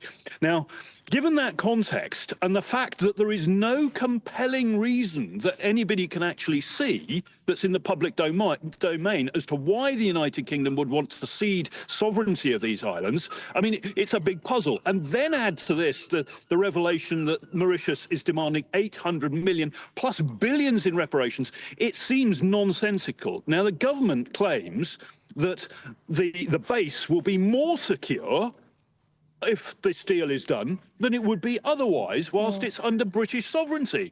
Again, nonsensical. I sense that we're not getting half of the story here. Yeah. There is another reason. Now, people will point, just it needs to be said, will point to a United Nations General Assembly resolution that said that ideally these islands should be passed to Mauritius. But there was all sorts of political lobbying there that involved the Chinese, and it is not a binding decision by any means. But Henry, is this not the point? This UN vote where 94 countries voted on the side of Mauritius and just 15 on the side of the UK. The vast majority of UN member states did not vote in that vote, it must be said. Correct. And of course the international rulings, the international court's non-binding rulings. But is it not the case that Keir Starmer, a human rights lawyer who's worked internationally, has appointed the Attorney General, Richard Hermer, who prioritises international law above all else? Is it not the case that we now have a government that prioritises even these advisory rulings as if they're binding? Yeah, I think what we've got here, and the reason this isn't being sort of talked about by the government and by members of the government publicly, I think we've got an ideologically driven thing going on here. Yeah. I think, yes, it might have been started under the Conservatives, but in order to sort of appease those United Nations countries and perhaps put a little bit of a lid on some sort of there still is some sort of agitation in some of the Commonwealth countries with regards to reparations and so on. All of that misguided, albeit that was. I think the Labour government is applying an ideological approach to this. They are globalist in nature in this sense. They want to defer. They believe it is the right thing to defer to international opinion and international judgments, disregarding the politicisation of this and, if you like, the weaponising of this by countries such as China. I think it's incredibly naive, ideologically driven. And, you know, when people are ideologically driving foreign policy, it's a sure way to result in either weakening your own national influence and position and leading to conflict at some point down the route, because you're creating a situation that is appeasement almost always leads to that. Yeah, I mean, it does seem utterly bizarre that our Prime Minister is more concerned with pleasing international lawyers and obscure foreign nations than he is about putting our national interest first, Henry. Yeah, indeed. My fear here is that this will be, the attempt is being made to rush this through, and that's why the Mauritian government is demanding the 800 million and the reparations, because they sense also, like I do, that this government wants a deal to be done before Trump comes into power in the White House. So that's why they're putting this insane. And any government, any Prime Minister of Great Britain, or any Foreign Secretary, or any Chancellor who can consider 800 million a year to pay another country to take sovereignty of territory that is already ours. Any government that's considering that, surely, I mean, it's insanity. But Henry, we have a Prime Minister who enjoys a football match and has been pictured on multiple occasions in a private box at Emirates Stadium alongside Philippe Sands, the chief lawyer for the Mauritians. I mean, we have a Prime Minister who's hanging out socially with the guy that is negotiating for the other team. Yeah, I mean, this goes back a long way, but that relationship between the two men. And this is not driven. Of course, there is not one single part of anything that's come into the public domain regarding this issue that is in the interests of either the Chagosian people or the strategic interests of the United States, or the strategic interests of the United Kingdom, or the financial interests of the United Kingdom. The only people that this plays into the hands of are the Mauritian government politically at home, if they can get their hands on this money. Of course, if they can say, well, yeah, we're sort of guaranteed an income of 800 million per annum for decades to come, and a lump sum, then of course they're going to gain political kudos and support out of that. And the other people are the Chinese. Now, the government says that the Chinese won't be able to establish a base, you know, in neighbouring islands, but we will have absolutely no right to stop them doing so. If at some point down the road the Mauritian government wants to, maybe the Chinese offer them some money as well. So, you know, there is nothing in this for anybody apart from Keir Starmer's ideology. It's a Daubney analysis. Please do warm up, because you're making me feel cold outside. It looks beautiful, but very freezing where you are. I hope you're keeping warm. Henry Bolton, as ever, fantastic to speak to you. Henry Bolton, OBE. For those listening on the radio, it was a beautiful setting, but it looked frosty, didn't it? Frosty. Was it snow or frost? I couldn't quite tell, but picturesque. Picturesque, yes. Well, in other news, Nigel Farage's Reform UK party hit a huge milestone as the party membership has soared beyond 150,000 members. Yes, OK, well, the party only had 40,000 members ahead of Farage's comeback as leader in June 2024, meaning there's been an increased rate of 300% in just 8 months. OK, makes sense of that. 300% growth. Well, they've pledged to continue to challenge the government on their approach to tackling illegal migration. Of course, this is new data that 1,485 people have crossed the Channel just since Christmas Day. OK, well, joining us now is Professor of Economics at King's College London, Jonathan Porters. What does this rise in support for the Reform Party then show us? It's unclear, right? Because the last time we had a really big surge in membership numbers for a political party in the UK was Labour under Jeremy Corbyn, which did see an absolutely massive influx of people who were very enthusiastic about Corbyn's approach to politics and thought they were getting something new that would, that Corbyn would be an insurgent who would change the political system. And I suspect that what you're getting here is something very similar. There is a number of people who are not happy with the direction of the country, probably a different perspective to those who joined Labour under Corbyn, but a similar phenomenon of people who felt that they were excluded by the main parties before, and now that they have somebody who is representing them. I think and so that is a real phenomenon. Of course, what the Corbyn surge and then what happened next, of course, showed is that doesn't necessarily translate into widespread electoral success, because remember, we are still talking, in the 50s and 60s, I think the Conservative Party had well over 1 million, perhaps even 2 million members. Labour had a lot more members then, particularly through the affiliated trade unions, than it does now. We don't have that mass membership of political parties in the UK anymore. And while Reform may have 100, may be seeing 4,000 people join a day, you can do the maths and work out what percentage of the UK population that is. It is still quite tiny. But I suppose it is one of these data points amongst many that makes perhaps us think we need to look a little bit more seriously at the policy offering that Reform UK is offering. If we're to believe these massive MRP polls, the one that was conducted by the More in Common group over the weekend, Reform could win, 70, 80 seats. They could be the balance of power in the House of Commons at the next election. Looking to what they were offering at the last general election, it was a lot of tax cuts, but actually more spending increases as well compared to other parties. I mean, what do you make of the economic offer that Reform UK put forward? It was complete and utter fantasy. And I don't think even, and I'm sure, frankly, that the leadership of Reform never intended it to be scrutinised or to be taken seriously. As you say, the numbers didn't come close to adding up. There was no real serious attempt to make them add up.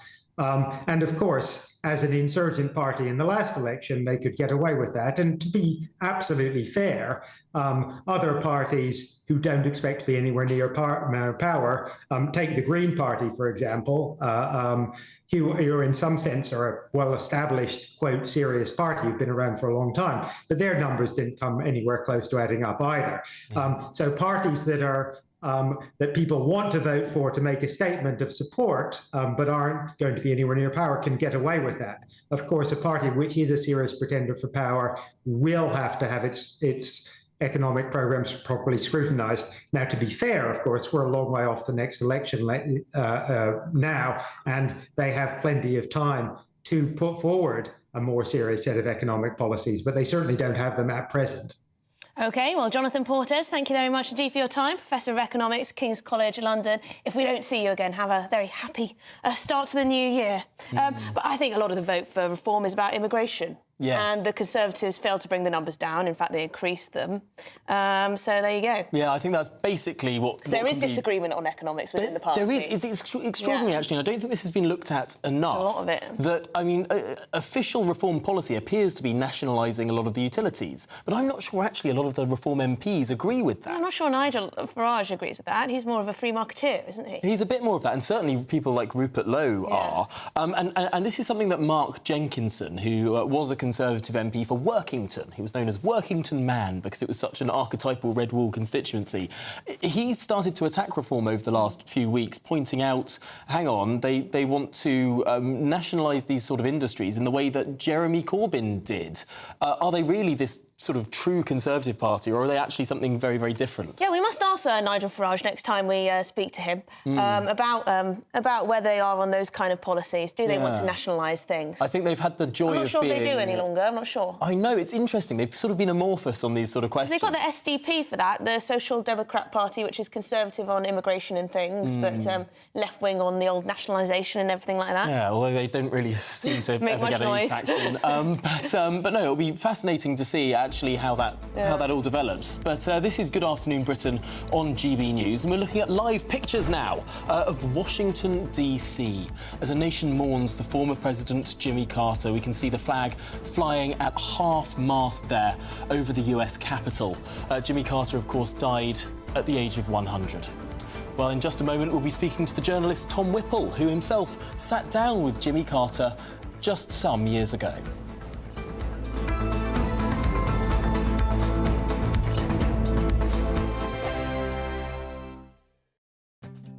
I'm Jacob Rees-Mogg, and this is GB News, Britain's news channel.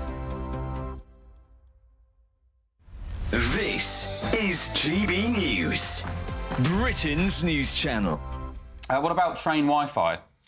The Times. It's so funny the Times did this story because I was on the train yesterday trying to do some work and connecting to the Wi-Fi, and it happens all the time. It just doesn't work. It's pathetic. And then I opened the Times and they've done a massive investigation. Loads of different rail routes from north to south. Was that the James Bond thing, right? Yes. Yeah. What's I think, well, that passenger got through, or almost got through, one episode. One James Bond movie in 8 hours. But you know, it's interesting. We call it train Wi-Fi, but it isn't. It's just really a SIM card on a train, really. So if your own phone's not going to get signal, why would we assume that the train's going to have signal? It just doesn't work like that. Unless you're in Japan or South Korea, whose infrastructure is infinitely better than ours, you're just not going to get signal. You have to download those films way before you get on There is technology that can help with that. You know, there really is. If they found ways to put it underground, they can get it on ground and get you going. I definitely think, you know, with the price that we're paying for these tickets, they can get the Wi-Fi going. There is technology. That's why it's so frustrating, isn't Call it? Elon, get a Starlink, let's go. If you're a passenger paying hundreds of pounds for a season ticket or whatever you call it, and, you know, commute to work every single day, and you're paying all this money, and you can't. It's so expensive. Wi-Fi. You'd expect Wi-Fi at the basic. Yeah, exactly. But it happens with phone signal as well. I'll be walking down London in Park Lane or somewhere else, or down on the south coast. I just don't have phone signal, and I think to myself, what on earth is going on? Doesn't it feel like 5G's made it worse, though? Yeah. Because I feel like 4G, that didn't happen so much, but 5G just feels like... Yeah, and then I always get this little E in the top corner of my phone, and I don't get any signal. I think it's got worse over the past couple of years. Yeah, especially with 5G. I agree with that. GB News, the People's Channel. every Saturday 10 till 12, we'll bring you all of the news that you need to know. We'll also remind you that there is so much to smile about. It's my favourite time of the week. I get to relax, enjoy some light-hearted stories and let Ellie teach me about fashion too. That's Saturday Morning Live, every Saturday 10 till 12. Only on GB News, Britain's news channel. This is Britain's Newsroom, where your voice matters. It's just astonishing. With expert analysis and honest opinion, we don't just keep you informed. We bring you unique perspectives you won't see anywhere else. Can't argue with any of that. When the news happens, it happens here. On Britain's Newsroom, weekdays from 9:30 a.m. Only on GB News. If you want your news to be straight talking... This is a nightmare for the Conservatives again. Down to earth. It's not just Nottingham where this is happening, is it? And most importantly, honest. Hard-working, middle-class taxpayers, they'll get their book thrown at them. Then catch me, Martin Daubney, Monday to Friday, 3 till 6 p.m. on GB News, Britain's news channel.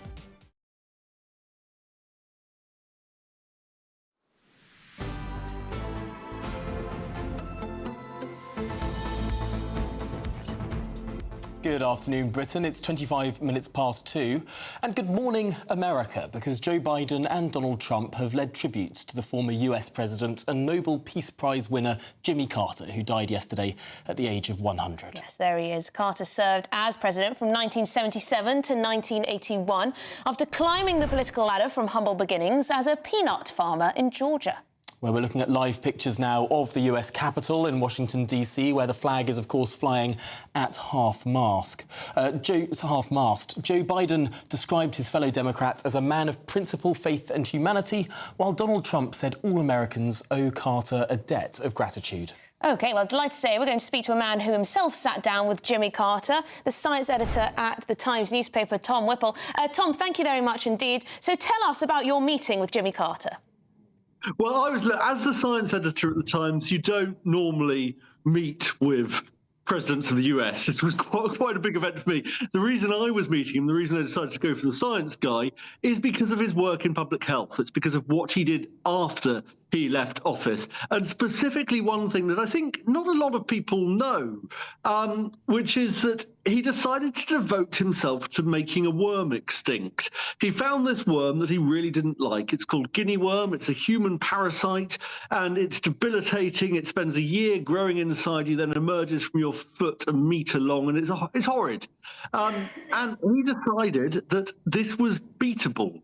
And so he spent decades trying to do that. When he started, there were 3.5 million human cases, roughly, a year in Africa.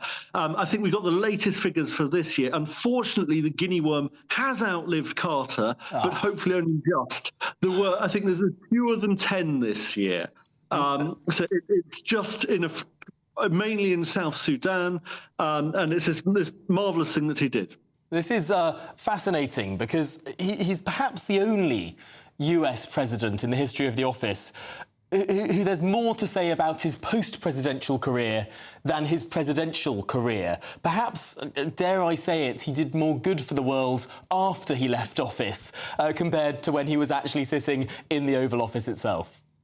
I think that's completely fair to say. I don't know much about US politics of the early 80s and late 70s, but quite clearly he's done some amazing things. And quite clearly, if he had simply gone into the sunset, got himself a presidential library and a peanut farm and sat drinking Chardonnay for the rest of his life, then he wouldn't really be remembered as one of the greats. But yes, exactly. It's what he chose to do afterwards and how he chose to use the power that the office had given him to work for all of these causes. And it's, the convening power of a president. I mean, one of the amazing things that he did with guinea worm is the Sudanese ceasefire in 1995. They still call it the guinea worm ceasefire. There's been this brutal civil war, and it had been going on for 12 years.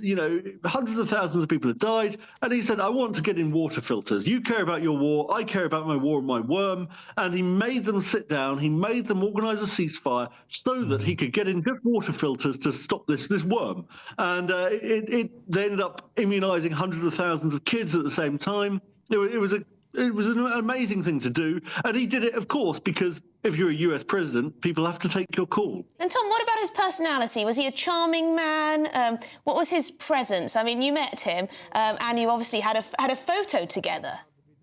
Yes, yeah. You flashed up that picture, which is a photo from. Well, I'll tell you the story of the photo. I turned up, pretty in awe. You meet a US president, you have to go through Secret Service details. It's a very complicated process, and obviously I wanted to pretend I was wholly blithe about this and truly professional. So I sat there and did what I thought was a truly professional interview. Then at the end, he said, "So, should we do your selfie?" And I was like, "What? Your selfie?" And he said, "Yeah, your selfie." And so then he reached over, took my phone, gave it to an assistant, made me stand up, and we had our photo taken. And that photo you see has been living on my mum's mantelpiece ever since. Your mum's mantelpiece. Tom, I hate to break it to you, but if it was taken by an assistant of his, it's not a selfie. It's just a photograph. Are you trying to... Did the former president, Jimmy Carter, not know what a selfie was at the age of 90 whatever?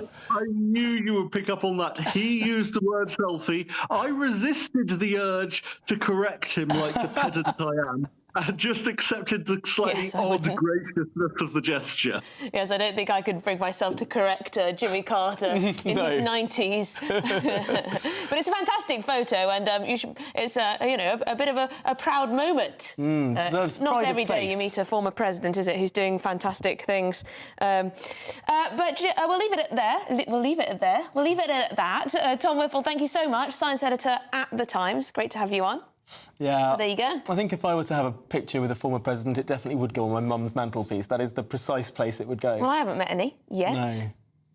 Ooh, sounds like you've got a plan or two. Well, I hope to meet Donald Trump at some point, down the golf course. I've been in a room with Donald Trump once. Oh, have you? Did you feel his... I was so far away from him. I really could. I mean, I was very close to Donald Trump Jr., but that was... that's close enough. Yeah, it's not really the same, is it? Anyway, that's a story for another time. But with 2025 just around the corner, today at GB News, we're saying thank you, and we're sending a very special message to our viewers. Take a look. Thank you, Britain. Thank you for watching. Thank you for listening. Thanks for subscribing. Thank you for your support. It's you that make us the People's Channel. As we reflect on our journey so far, we're filled with immense gratitude. You mean the world to us. We couldn't have reached this point without you.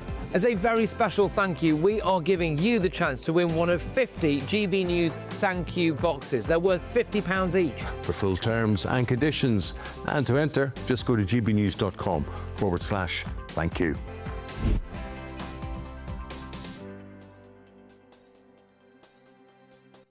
Seen a few of you on the gbnews.com/yoursay saying you've already entered and that it's very easy to do so. Very easy. Get on it. Almost comically easy, so do it. But this is Good Afternoon Britain on GB News, and there's plenty more to come. Indeed, the government plans to make the school curriculum more diverse by decolonising subjects, which have been branded too monocultural. That's to come after your latest news headlines with Tatiana.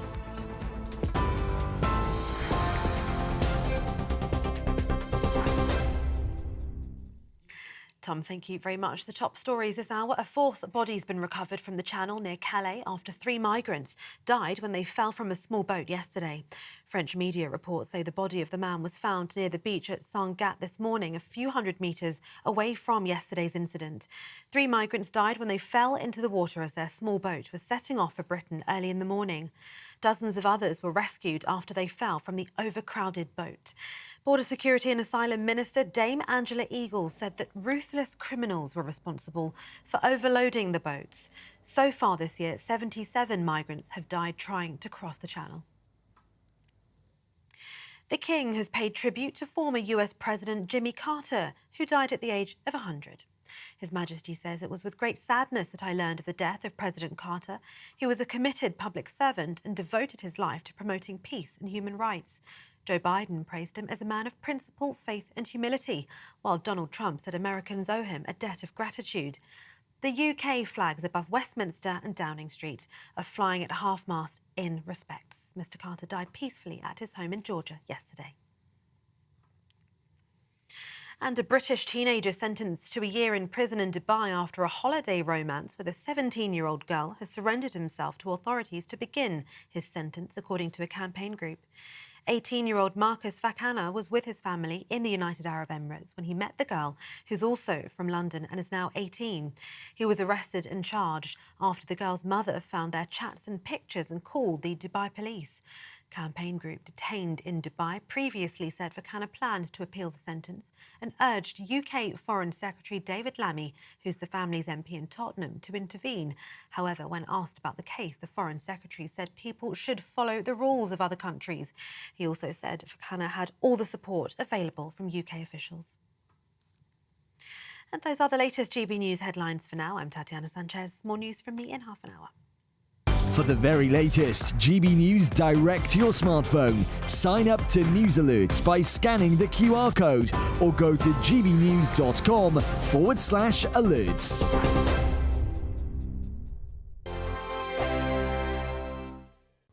Hello there, good morning. Welcome to your GB News weather update from the Met Office. We're expecting heavy outbreaks of rain at times across Scotland, also some snow at times too. Windy across the north and elsewhere, a rather cloudy day on offer. And we do have an area of low pressure slowly sweeping its way eastwards across the north, bringing us that rain and the risk of snow. But elsewhere, high pressure clings on, giving us largely settled conditions for much of the country. Plenty of cloud around there and some rain and drizzle, particularly across hills, and longer, more persistent outbreaks of rain across parts of Northern Ireland, parts of southern Scotland, and then later on into northern parts of England. This could be heavy at times and falling as snow at times across Scotland too, particularly the far north. We're expecting some showers moving through, these often falling as snow, mainly across hills, but we could also see some to lower levels too. So as we finish off the day then, those snow showers are set to continue across the far north of Scotland. A little bit blustery here at times too. And then longer spells of rain just across the southern Scottish borders through into northern parts of England, northern parts of Northern Ireland too. This once again could be quite heavy and persistent at times. And elsewhere should be largely dry. Plenty of cloud around there. We can't rule out some drizzly spots, particularly around hills. And then overnight we'll see more of the same, still plenty of cloud around across the south, and these outbreaks of rain slowly edging their way northeastwards, falling as snow once again mainly to higher levels across Scotland, but we could also see some snow to lower levels too. And this rain turning rather heavy and persistent at times across Scotland and northern parts of England by the time we reach the early hours of the morning. And with plenty of cloud around, that keeps temperatures mild, but still a chilly feel across Scotland. And then an unsettled day to end the year. Outbreaks of rain across Scotland, northern parts of England, Northern Ireland too, turning quite windy at times under this cloud and rain, and still falling as snow for a time across Scotland. The driest and brightest of the weather across the far south and southeast, and temperatures overall up by a degree or two compared to today. The latest GB News travel. Good afternoon, I'm Liam Jones. Clockwise on the M25 in Surrey is slowed down to an earlier emergency repairs between Junction 9 for Leatherhead, heading towards the Wisley interchange at Junction 10. Into Hampshire northbound, the M3 is slow, got a lane closed there down to an obstruction on the road. That's at Basingstoke for Junction 6. Wiltshire westbound, the M4 has lane 1 of 3 closed down to emergency repairs near Junction 15 for Swindon East. The M40 in Oxfordshire has got a lane closed on the exit slip road. It's slow down to a broken down vehicle near Brackley at Junction 10, and into Cheshire northbound, the M6 long delays and a lane closed down to an accident from Junction 18 heading towards Junction 19. The congestion back as far as Junction 70. For now, that's your very latest update. You can stay up to date throughout the day by visiting our website gbnews.com.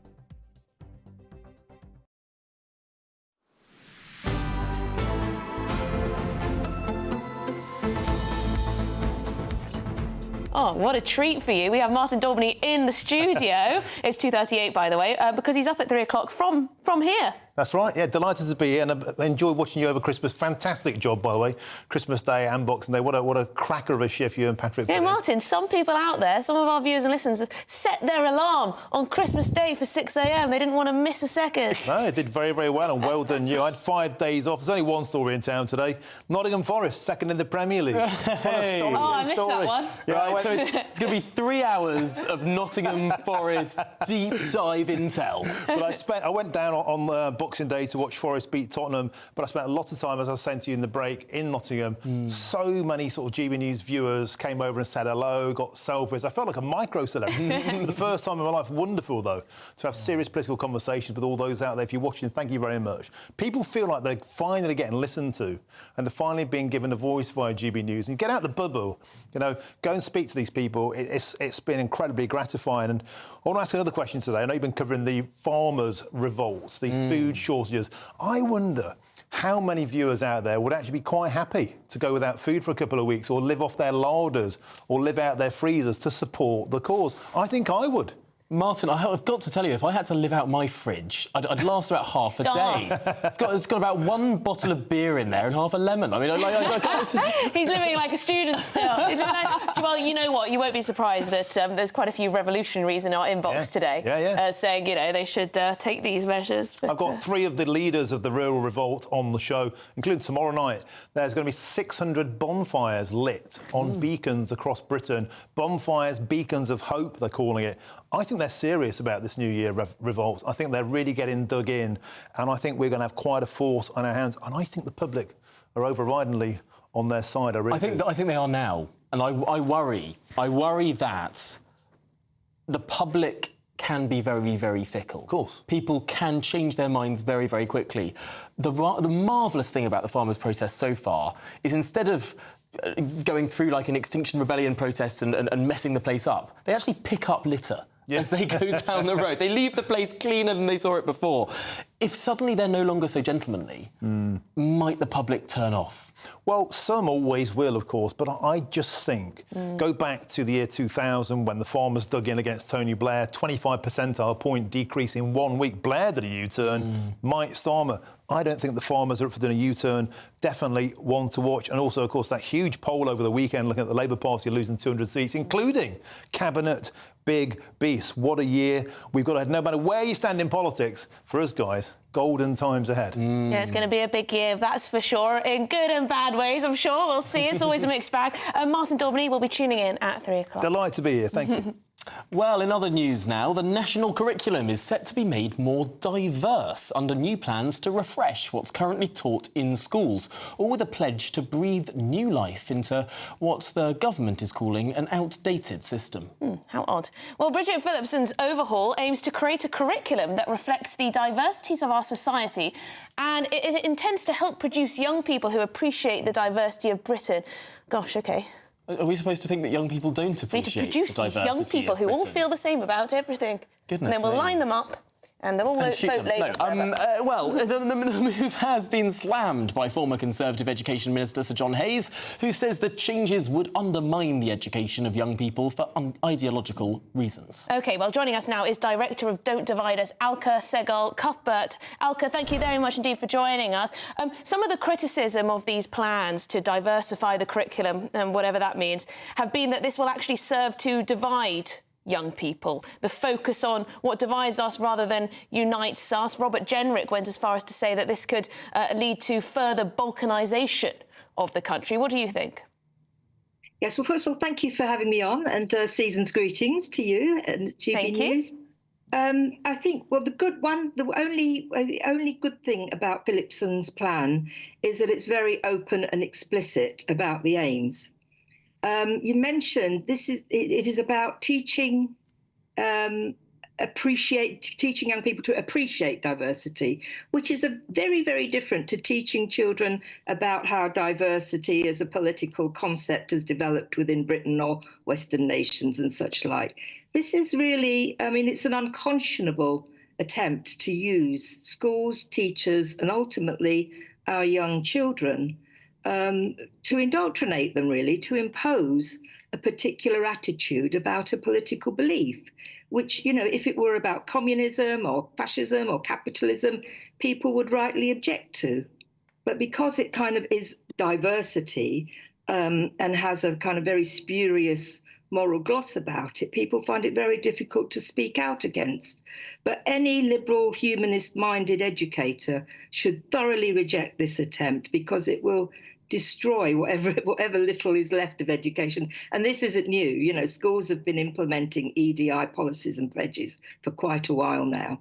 Yes, I suppose that's one of the things that struck me about it. I mean, it wasn't a million years ago that I was at school. I did my A-levels under the coalition government, and it did seem to me that there was quite a lot of diversity in the curriculum. The exam boards injected quite a lot of diversity and everything else, but the criticism today seems to be that it's all monocultural. And that's supposed to be a bad thing, which I think the French would balk at. But the idea that there is one culture in this country is apparently to be looked down upon. Well, it's a very ignorant and stupid idea, really, that has no understanding of how culture proper develops. I mean, culture per se does develop over time through contributions from all over the place. However, it develops not just in the ether, in the universal air, it develops within nation states. And it takes on a particular culturally specific inflection. The canon in English literature will be different to the canon in French literature, although they will, have points where they speak to each other at the best, in the best examples, it's universal. But this, what Philipson is proposing has nothing to do with it's really important people understand this. It's not to do with enriching or extending the school curriculum. It is about destroying the standards of excellence and merit within knowledge and culture, which these people, because of their political outlook, conflate with political power. So they can't understand, that if you say why it's legitimate to say Shakespeare is the best without any embarrassment or, any kind of apology, because they think that's like saying you think white men are the best. Yeah, they'd say that's an example of white privilege and needs to be decolonised, and we learn far too much Shakespeare. We should learn about, other authors from, I don't know, obscure African nations or from Southeast Asia or wherever. Alka, thank you very much indeed. We'll have to end it there. Alka Sergel-Cuthbert, Director of Don't Divide Us. But there's plenty of diversity in Shakespeare. There's Othello, there's Hermia and Helena, there's The Merchant of Venice. I mean, my goodness, it's a smorgasbord of countries and cultures and everything from the Moors to the Scots. Oh, so that's bad. Yes. So it's bad. OK, right, I see. Have any of that. Yeah. Well, if you're in search for some of that diversity yourself in terms of the countries you go to at this darker time of year, if you're in search of winter sun, here's the forecast for some of those top European holiday destinations. Ready to soak up that holiday sunshine? Won't we need some cover? No worries. All sorted. All Clear Travel Insurance sponsors GB News Travel Destinations Forecast. Hello there. Conditions slowly improving across the far east of the Mediterranean, but the risk of showers across southern parts of Spain over the next 24 hours. Low pressure starting to pull away, but still the risk of some heavy showers for Cyprus, but generally dry across Greece, across into Italy. Sunny spells here, temperatures around average for the time of year, but the risk of some showers across southern Spain, and generally dry as well towards Tenerife there, reaching 20 Celsius. Generally dry for the next few days, best of the sunshine towards eastern parts. See you soon. All Clear Travel Insurance sponsors GB News Travel Destinations Forecast. Headliners. Tomorrow's papers tonight, every night from 11 p.m. This is Miss Universe fans hailing the end of wokeness and crediting the Trump effect after a biological woman, there's still some of them around apparently, has won the 2024 crown. She's Miss Denmark, because obviously the last decade, it's just been a beast transgender smurfs from Papua New Guinea. They're the only people allowed to win any beauty contest, you know what I mean? You're not allowed to have any. Some of the trans women have won these. You definitely wouldn't say no. No, they look amazing. I've seen but I've seen some of them that didn't, and some that were clearly just there out of Have there been more than one trans woman? I didn't realise this. Yeah. Okay, I've got a chart at home. This one isn't trans. Victoria Kjær-Thielvig, 21 of Denmark. Everything about that description says attractive. Nazis. Okay, yeah. I have seen pictures of her. She is very attractive. Yes. She is. Yes. I don't know exactly how to put it, but she is kind of not retro or vintage or so. She's quite an old-fashioned notion of beauty, just absolutely ice blue eyes. No penis. Absolutely extraordinary clear skin and gorgeous blonde hair. I mean, it's absolutely kind of mid-70s, you know, Well, apparently the sanity's returned to the beauty pageant industry, so they can get back to, you know, sexualising 4-year-olds and promoting anorexia like they used to. So there is that. She will earn an estimated $250,000 annual salary working full-time as Miss Universe, and will live in a luxurious New York City apartment as she carries out her duties, which involve glass coffee tables and rich Saudi businessmen. Glass coffee tables. And visiting other planets and solar systems and constellations, I would imagine, in Miss Universe. Being concerned about animals. Yes, absolutely, and wanting to bring about world peace. I miss those days. GB News, the People's Channel. Hi there, I'm Michelle Dewberry, and I'm going to take a second to tell you all about my show, Dubes & Co. We start off with the issues of the day. We then bring in both sides of the arguments. We get rid of the disrespect. And then you throw me into the mix. And trust me, I'll tell it exactly how it is. And then, of course, the magic ingredient, you at home. We mix it all together, and what have we got? In my opinion, the best debate show in town. Monday to Friday, 6 till 7 on GB News, Britain's news channel. Join me, Camilla Tominey, for a frank and honest discussion with those in power that cuts through the spin and gets to the heart of the issues shaping our nation. You haven't confirmed that you want to stand as leader, but you haven't ruled it out either. This report basically says that he's not fit to stand trial. Is he indecisive? Incompetent? I deliver the dose of reality Westminster needs. That's the Camilla Tominey Show at 9:30 every Sunday on GB News, the People's Channel, Britain's news channel.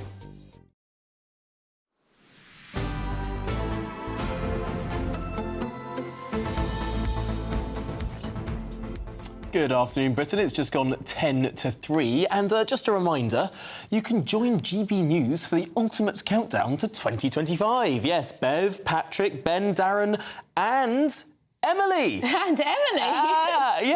Well, all of them will be together for a very special show. GB News New Year Eve Live. Good, that's a mouthful to say. GB News New Year's Eve Live from 10 p.m. tomorrow night. And Tom's not turning up. No, I'm going to be elsewhere, but I'll have you on in the corner. Yeah, well, I'll have us on in the corner, you better. I'll be quizzing you the next day to find out if you've actually watched. Anyway, in other news, snow, rain and strong winds are set to batter the UK as we enter 2025.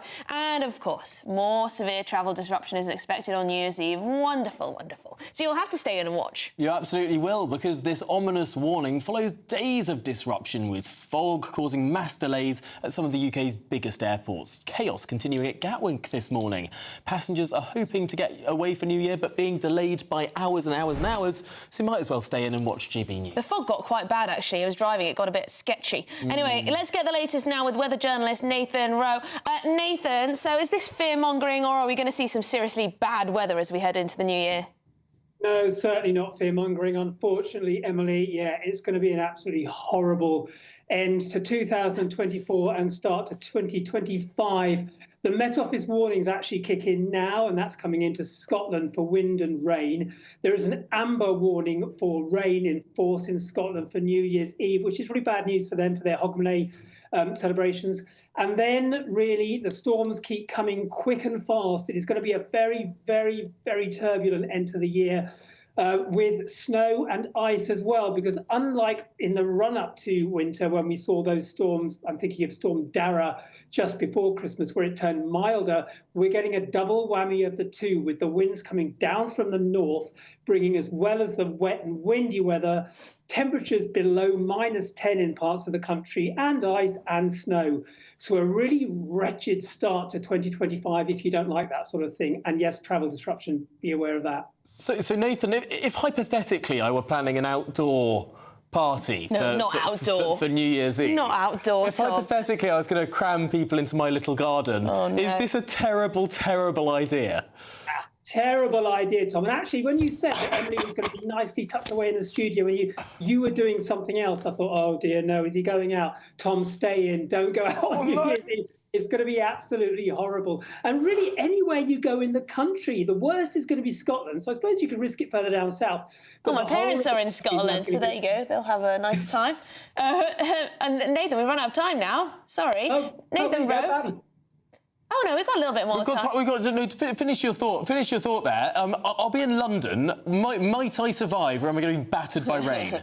Yeah, I think you'll probably survive. The worst of it is going to be tomorrow. It's going to calm down a little bit for New Year's Day. So if you can just hold it off till New Year's Eve, I know that sounds like really not much fun. And I hate to be a killjoy when it comes to talking about not doing things in bad weather, but that's always when I seem to be on your shows, is talking about bad weather and telling people not to do anything. Tom, look, I'll say this. Weather's going to be horrible. It's going to be cold. It's going to be wet, windy, but put on a Mac, put on a jumper, put on whatever you've got, go out and have some fun, but just take care. And if you're travelling tomorrow, have a look at the warnings and make sure. All right, Nathan, so he's going to take care. We'll make sure he takes care. Nathan Rowe, thank you so much. That's it from us on Good Afternoon Britain. Don't go anywhere because Martin's up next.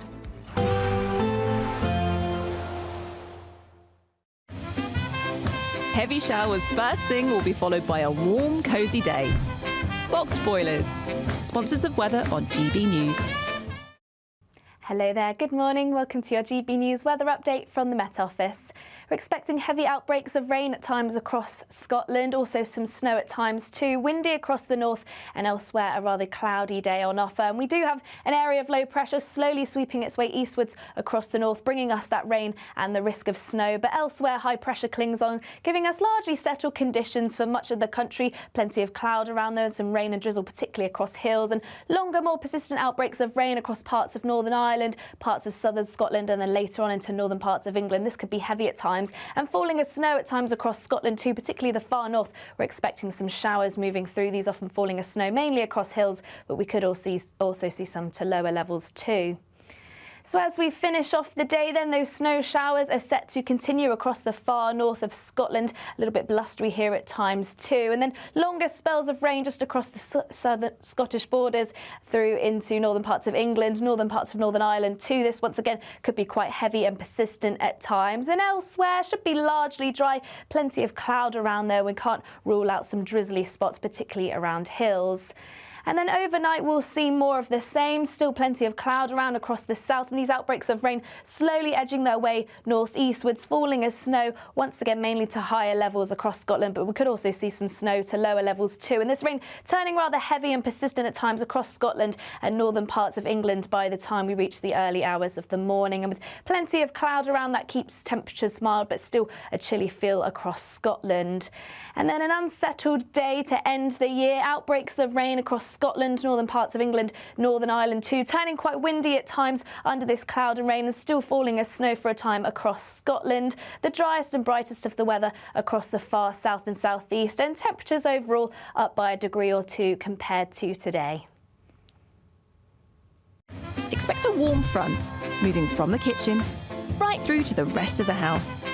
Boxed boiler. There's still plenty of time to grab your chance to win our biggest cash prize ever. An incredible £50,000. What would you spend £50,000 on in the coming year? Spectacular holidays, a brand new car, home improvements, or maybe you'd just like to save it for a special occasion. For another chance to win, text cash to 63232. One entry costs £2 plus one standard network rate message, or text bonus to 63232. 5 entries cost £5 plus one standard network rate message. Go to gbnews.com/win. Entries start from just £2. You can call 0903 681 3232. Calls cost £2 plus your network access charge. Or post your name and number to GB10 PO Box 8690 Derby DE1 9TT. UK only. Entrance must be 18 or over. Lines close at 6 p.m. on the 31st of January. Please check the closing time if listening or watching on demand. Good luck.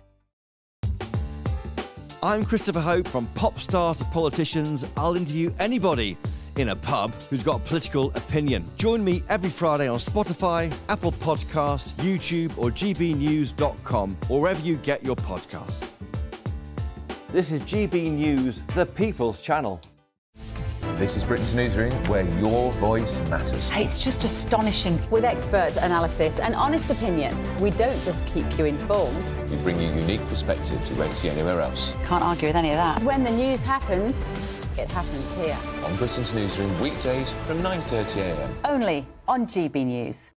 It's Patrick Christie's Tonight, and here we do things differently. It's explaining the absolute madness of this, doesn't it? It's explosive. I mean, this is very good. It's lively. 850. Your government sat there, Sean, and it did nothing. It's controversial. And the Middle East has been in turmoil since before I was born. It's everything you need to kickstart your evening. Everyone's had their Weetabix tonight. I love to see it. That's Patrick Christie's Tonight, weeknights from 9 p.m. Only on GB News, the People's Channel,